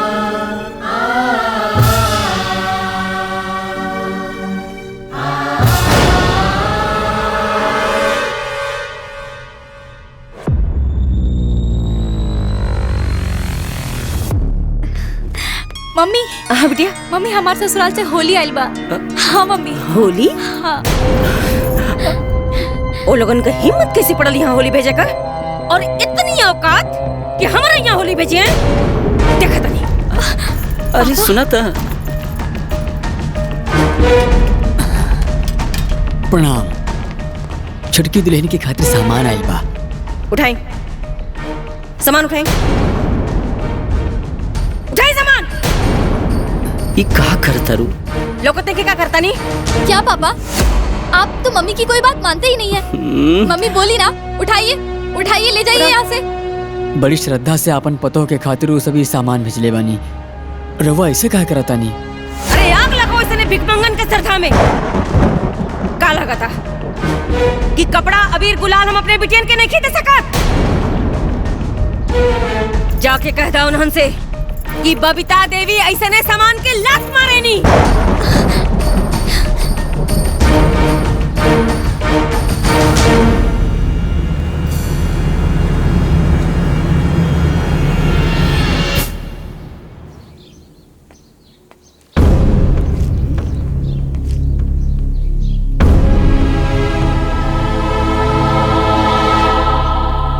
आखिर वो अपने के समझत का बाड़ी हैं? न उनके लगे हमन का इज्जत, न हमन के श्रद्धा का इज्जत, न मेरे लड़का का वैल्यू। रागले। हाँ बाबूजी। राजू के फोन लगाओ। अब बात कपार से ऊपर चढ़ गई है। हमनी के जितने इंसानियत दिखावता नहीं जा उतने कपार पर चढ़ जाती है। लगाओ फोन। अरे रुको, देखी बात के जितना खींचब बात बढ़ेला घटेला ना। अरे माई, केहू कितना बर्दाश्त करी? वो लोग हर बात में नीचे दिखावता रे, ऐसा थोड़ी ना होला। चुप। ज्यादा आवेश में ना विवेक खत्म हो जाला। लेकिन हमन के इतना गिरल थोड़े बाड़ी सन कि हमन के साथ ऐसा बर्ताव। हे जी, शांत हो जाई। अशांति से काम ली। साल भर पे होली आइल बा, पहले शांति से होली मना लेल जाओ, ओकरा बाद देखल जाई का करे के बा। चले।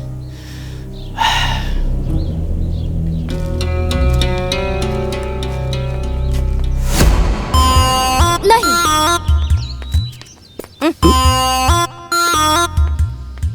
ओ माय गॉड, देखो ना मम्मी, बार बार छोटन जी कह रहे हैं कि आज होली है तो मेरे मम्मी पापा से आशीर्वाद ले लो, आशीर्वाद ले लो। कहे वो लोग भगवान हुआ का कि वो लोग का आशीर्वाद चाहिए का दामाद जी? ना ना सासू माँ। मने का हो गई बा हमरे दोनों दामादन के कि हर बात में माई, हर बात में बाप। कौनो जरूरत ना है के फोन करे का। जी ना सासू माँ। ओके। ए चाची, एगो जीजा जी तो यही जा बानी, छटको जीजा जी के बुलाई रंग गुलाल खेले के बा। कौन जीजा जी हो? जीजा जी गीता दी के हस्बैंड। माने उनकरा संगे गुलाल ना खेलबू तो तोहार होली पूरा ना होई। जा यहाँ से। होली खेला। बेटी होली में मायके में रही तो लोग दामाद जी के बारे में पूछबे न करी हैं। केकरा केकरा के डटबे। हम तो रवा संगे 5 साल होली ना खेल ली। का हो गई? अरे मम्मी, तुमको याद है मैं भी तो छोटन जी के साथ 3 साल होली नहीं खेली थी, तो क्या हो गया? क्या जी? हाँ जी। ए ना पारी, हमारी बिटिया ओ लोग के साथ होली ना खेल के हमनी के साथ होली खेली का? होली के दिन आए बा, झूमे धरती आकाश, होकर फगुआ बा कैसन, जेकर पिया नाही पास।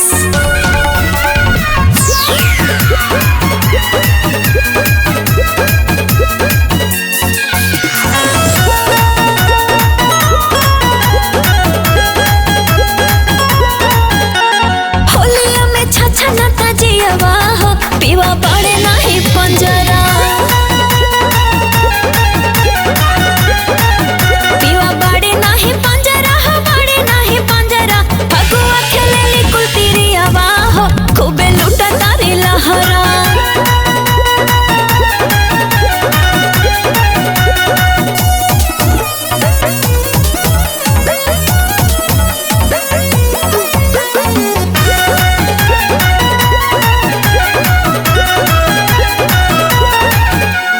फर फर गुलाल उड़े, रंग लाले लाल उड़े, बाहे भागो ना हटाता जिया भरो छाल उड़े।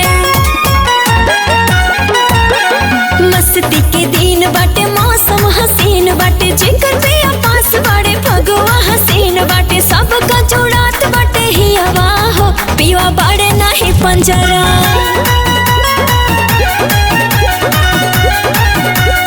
होलिया में छछनता जियवा हो, पिया बाड़े नाही पंजरा।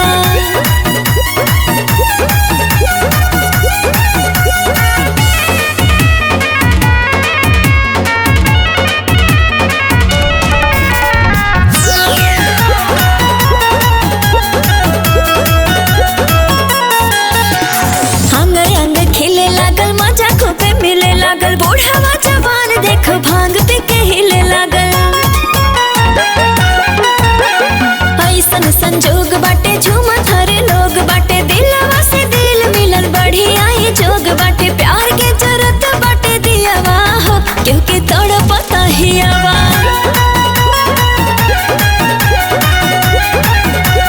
होलिया में छछनता जियवा हो, पीवा पड़े नाही पंजरा।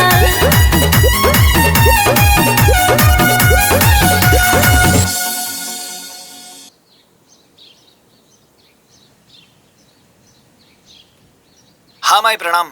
खुश रहा बेटा। और होली ढंग से बीत गई? घर में ना बेटा ना पतो का होली ढंग से बीती। ए बेटा, तारा आजकल दुल्हन से बात होता कि ना? ना माई, जब उनकर फोन नहीं खियावत तो हम काय करी? तो हार लोगन से बात होत हो का? ना बेटा, हमके तो समझ में ही नहीं खियावत कि ये झगड़ा का अंत कैसे हुई। हट पगला, ये कोनो झगड़ा थोड़ी है रे। इतना रगड़ा रगड़ते रगड़ाते खत्म हुई, इससे ज्यादा ना सोचेंगे।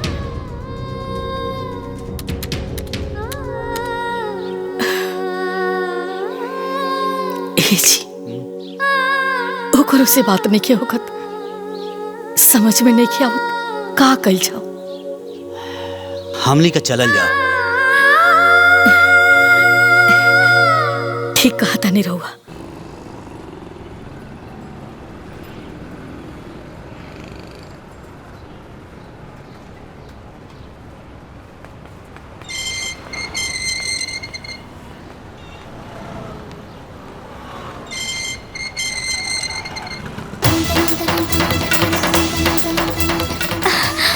मम्मा जी, बाबूजी,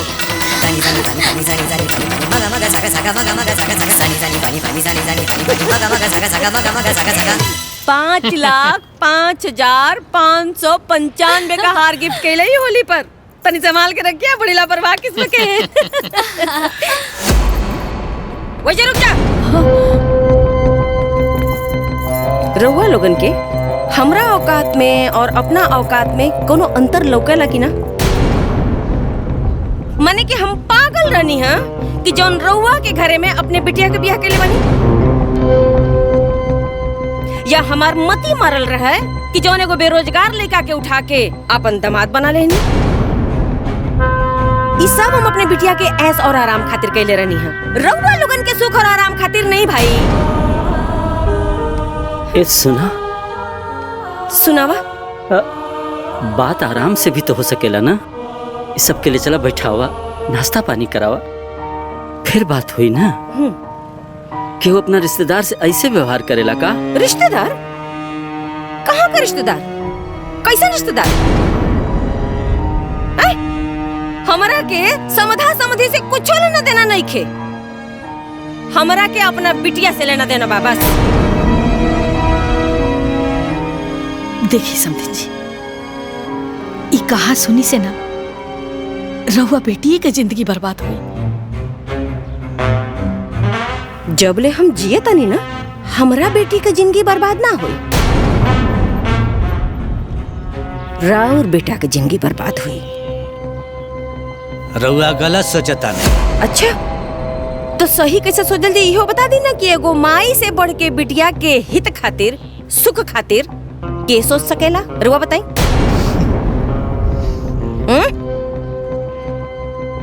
हमरे बिटियन के जीवन हमरे हिसाब से चली, बुझाइल? देख बड़की बिटिया खड़ी, आई बड़का दामाद लखनऊ में घर बनता और गोरखपुर में जमीन किना गई, बुझाइल? वैसे ही छोटकी ओ बिटिया खातिर सोचले बनी। रउआ लोगन जैसन लाचारी का जीवन नहीं खींचिए कि भाई हमरे बिटियन के।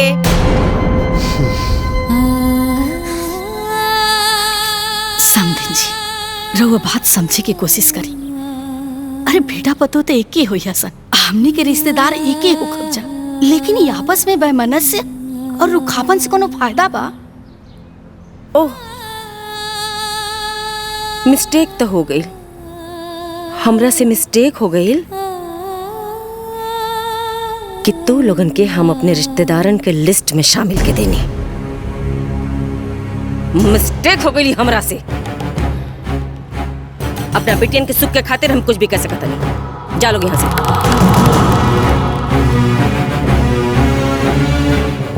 Out,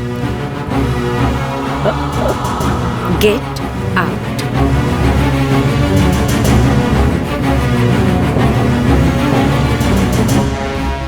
Get out!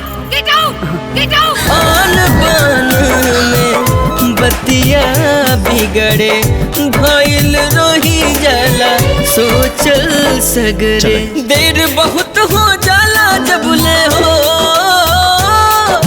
देर बहुत हो जाला जबले आवे समझ के बारी। हाय हाय रे दुनियादारी, हाय हाय रे दुनियादारी, हाय हाय रे दुनियादारी, हाय हाय रे दुनियादारी। गीता बिटिया, तोहर का विचार बा अपना ससुराल जाए के बारे में? तो अपना माई से कहत काहे नहीं के? हमार हिम्मत नहीं की होत पापा। मालिक, वकील साहब आइल बानी। जी प्रणाम। आप जी, मुझे बबीता देवी जी ने बुलाया है। काहे? हम बतावता नहीं। जी प्रणाम। बैठिए। निकालिए वकील साहब। जी, आपने जो पेपर मंगवाया है वो मैं ले आया हूँ। ये लीजिए मैम। ला बिटिया, पेपर पे साइन के दा। ई कहा मम्मी? तलाक के पेपर।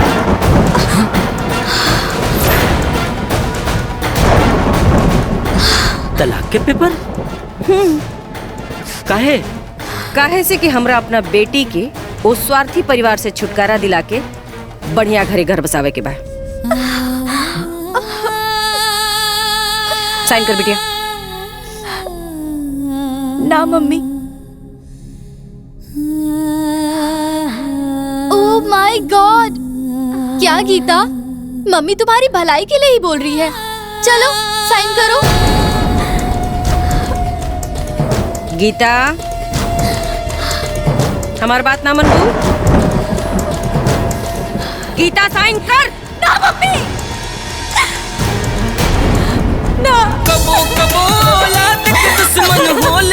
महतारी। हाय हाय रे दुनियादारी, हाय हाय रे दुनियादारी, हाय हाय रे दुनियादारी।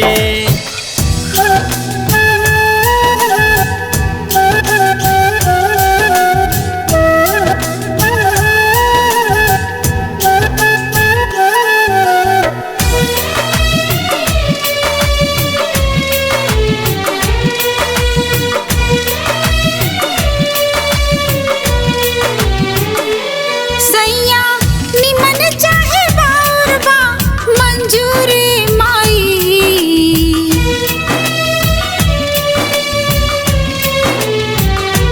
सैया निमन चाहे बाउर बा मंजूरी माई। बाकी जाइब हम ससुरवा जरूर माई। बाकी जाइब हम ससुरवा जरूर माई।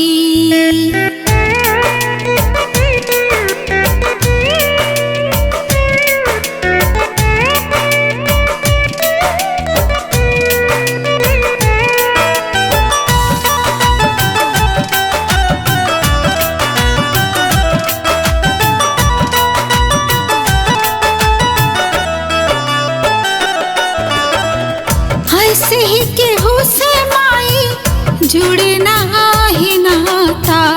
जीवन में सब कुछ लिख ले बाणे ओ विधाता।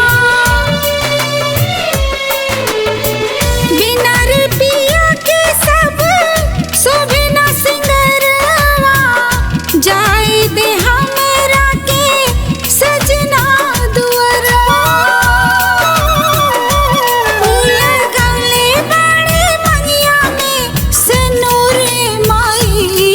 बाकी जाइब हम ससुरवा जरूर माई। बाकी जाइब हम ससुरवा जरूर माई।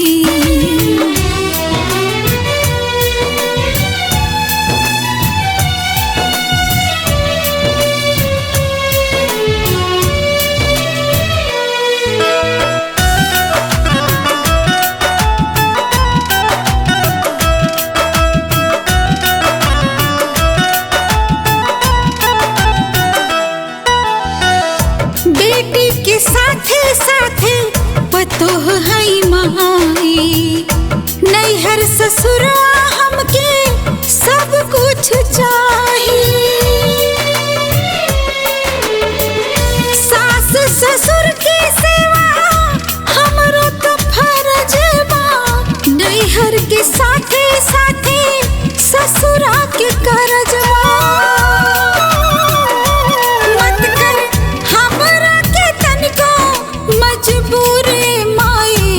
बाकी जाइब हम ससुरवा जरूर माई। बाकी जाइब हम ससुरवा जरूर माई।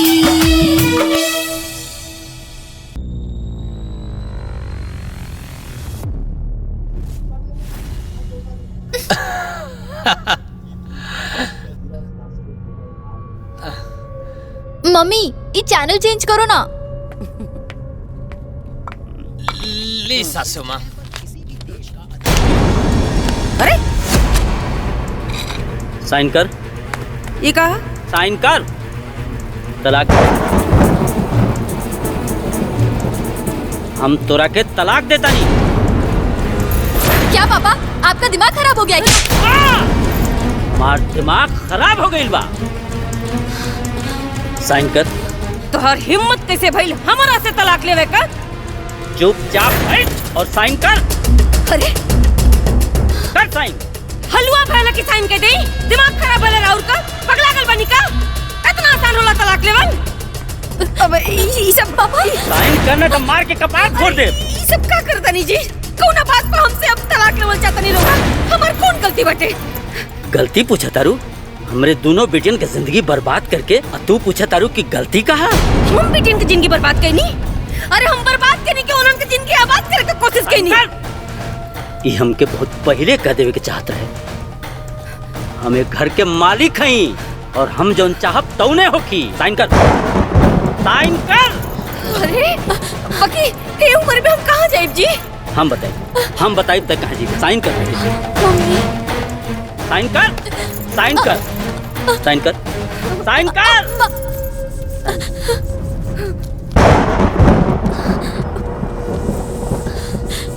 चल तो के बताओ तनी कहाँ जेबे तू। चल चल चल हम तो असली जगह बता देनी। पापा छोड़ दी ना पापा मम्मी के। ना बेटा मत करी पापा। ना बेटा ये औरत पागल हो गई बा। पागल औरत के हमरा घर में कौनो जगह नहीं थे। और पागलपन की वजह से हमारा पूरा परिवार बर्बाद हो गई। चल ना पापा सुनी ना हमारी बात सुनी। रघु सुनी कहने के हमारी बात सुनी। अभी हम का के लिए बनी कि हम के इतना बड़। अब तू ये घर में 1 मिनट ना रह सके तू। बाबूजी चल निकल हमरा घर। ना गीता ना ना। हर माँ अपने औलाद के जीवन सजावेले फिर तारा नियर दुष्ट महतारी अपना औलाद के जीवन बर्बाद कर देले। जे दूसरा के घर उजाड़ेला ना एक दिन ओकर घर भी उजड़ जाला। आज से हमार तोहार रिश्ता खत्म। जिस बात सुनी खबरदार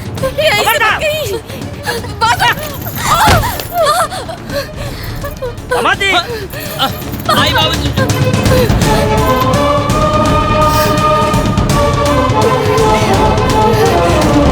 जी जी ससुर जी। जी पापा। बोली अपना घरे कब जाइब और जाइब कि ना। ससुर जी हम ता सासू माँ और रहुआ बेटी के दबाव में आके यहाँ रहता नहीं ना के अपन घर परिवार माई बाबू के छोड़ के यहाँ रह के चाहिए। ससुर जी बताइए ये मेरे और मेरे माँ के ऊपर इल्जाम लगा रहे हैं। वैसे भी आपका परिवार कुछ कम है क्या। इनकी माँ 1 नंबर की झगड़ालू और इनके बाबूजी 1 नंबर के स्वार्थी। इनका तो पूरा का पूरा परिवार ही गलत है। मैं तो सिर्फ निकम्मी माँ की चमची स्वार्थी औरत हमरा के हमरा घर परिवार वालों से अलग कर देले। वो बेचारे कुछ भी न बोले फिर भी आज वो गलत बाड़े। ओह माय गॉड आपने मुझे निकम्मी कहा स्वार्थी कहा यहाँ तक कि मेरी माँ की चमची भी कहा। हम तोरा के निकम्मी बोल लिया। एक भी शब्द अगर हमरा परिवार के बारे में गलत बोलूं ना ससुर जी तो सासू माँ के तलाक से अलग कर देले बाड़े। हम तो बिना तलाक के तोहरा के ले जाके बीच नदी में गला दबा के मार डाला। अरे हमरा के तू नामर्द बना के रख ले रहलू।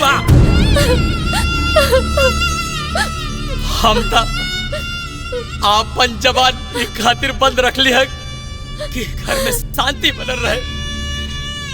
कितना टॉर्चर सहली है इतना जलील भइली है फिर भी हमार दिल जाना था दिल। बस दामाद जी जाइए अपना घर परिवार के लेके आइए। जी ससुर जी। गीता जी पापा। अपना ससुर से बात कराओ बेटा फोन लगा के। जी पापा।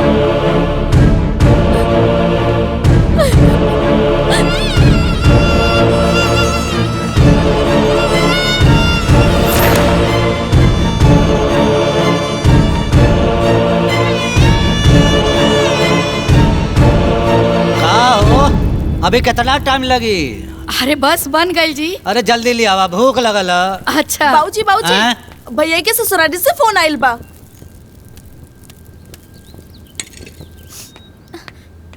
पापा ली बाबूजी। हेलो हेलो प्रणाम प्रणाम। समधी जी प्रणाम। समधी जी शायद हमरा के फ़ोन करे में कुछ देर हो गई बाकी अब सब दुरुस्त हो गई बा। हमारा द्वार पे रउआ सभी के साथ जौन बर्ताव भइल ओकरा खातिर हम माफ़ी मांगे चाहतानी। सबके आमंत्रित करतानी कि आके अपन बहू के विदाई करा ले जाए। राजू बाबू के अपना साथ जरूर लिया। जी हमनी के जरूर आ जा। हाँ समधी जी हमनी के जरूर आ जा। जी जी।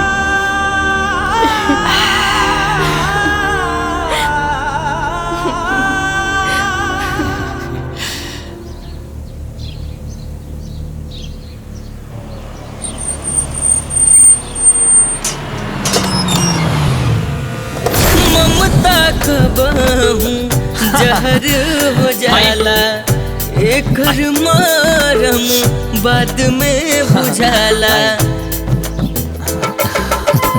ममता कबहू जहर हो जाला एकर मरम बाद में बुझाला ओकर काम बनेला जे हो ओकर काम बनेला जे खुद से जाला हरी हाय हाय रे दुनियादारी हाय हाय रे दुनियादारी हाय हाय रे दुनियादारी अरे हाय हाय रे दुनियादारी। हमरा के लागत रहे कि हम जोन कुछ भी करता नहीं यही में हमरे बेटियन का भलाई बची।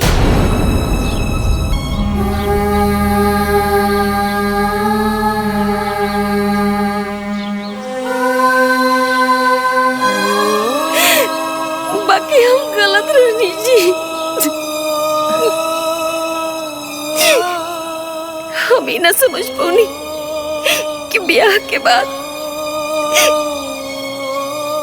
बिटियन पर ओकरे ससुराल का हक होला ओकरे पति का हक होला।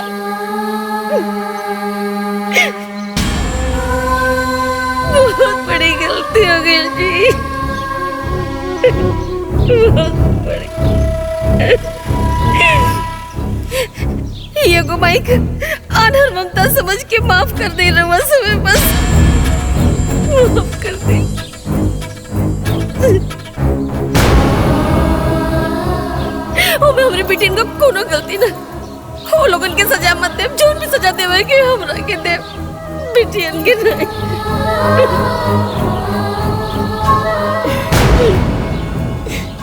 ना समझी जी अरे तो रुआ हमनी के संबंधी बानी रुआ हमनी के कोनो दुश्मन नहीं की कि रुआ की सजा देल जाओ।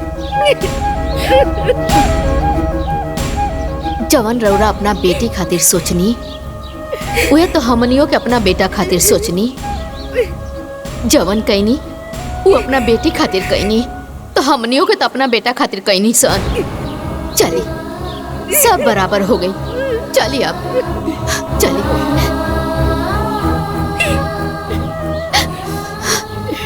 अब चल तू ना रहू तो ये लोगन के स्वागत सत्कार के करी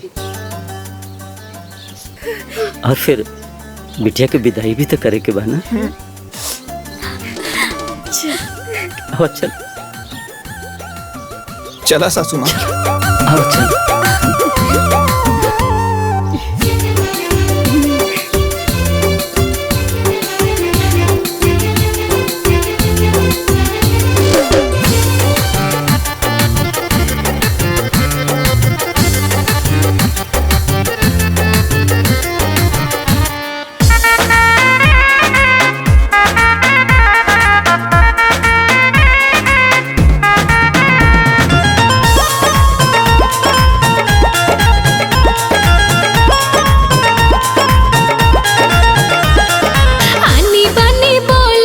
ससुरा के हाई है मोल देखे में तो बड़ा सुहावन लागे लाई दूर के ढोल आनी बानी बोल ढोल ससुरा के हाई है मोल देखे में तो बड़ा सुहावन लागे लाई दूर के ढोल कबो खट्टा मीठा कबो लागेला झरहार कबो खट्टा मीठा कबो लागेला झरहार ससुरार के दुलार जैसे आम के अचार ससुरार के दुलार जैसे आम के अचार।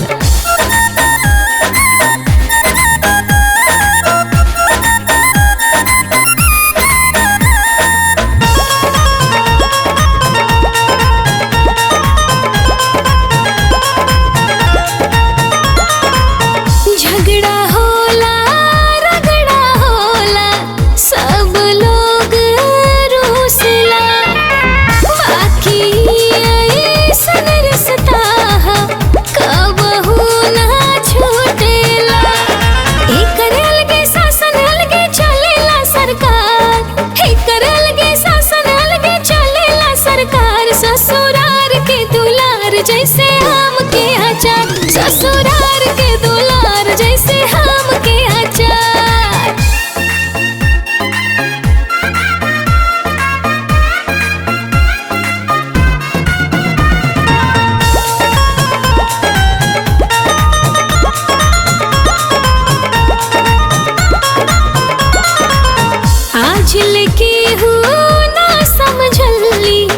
रिश्ता की गहराई रहेला सबके साथे साथे बन के परछाई। ए रिश्ता में होला हर सवात के भरमार, ए रिश्ता में होला हर सवात के भरमार। ससुरार के दुलार जैसे आम के अचार, ससुरार के दुलार जैसे आम के अचार। ए बहनी लोग, बिटियन के ब्याह के बाद उनके शादीशुदा जीवन में दखल देवल ना अपने जीवन का सबसे बड़का गलती बा।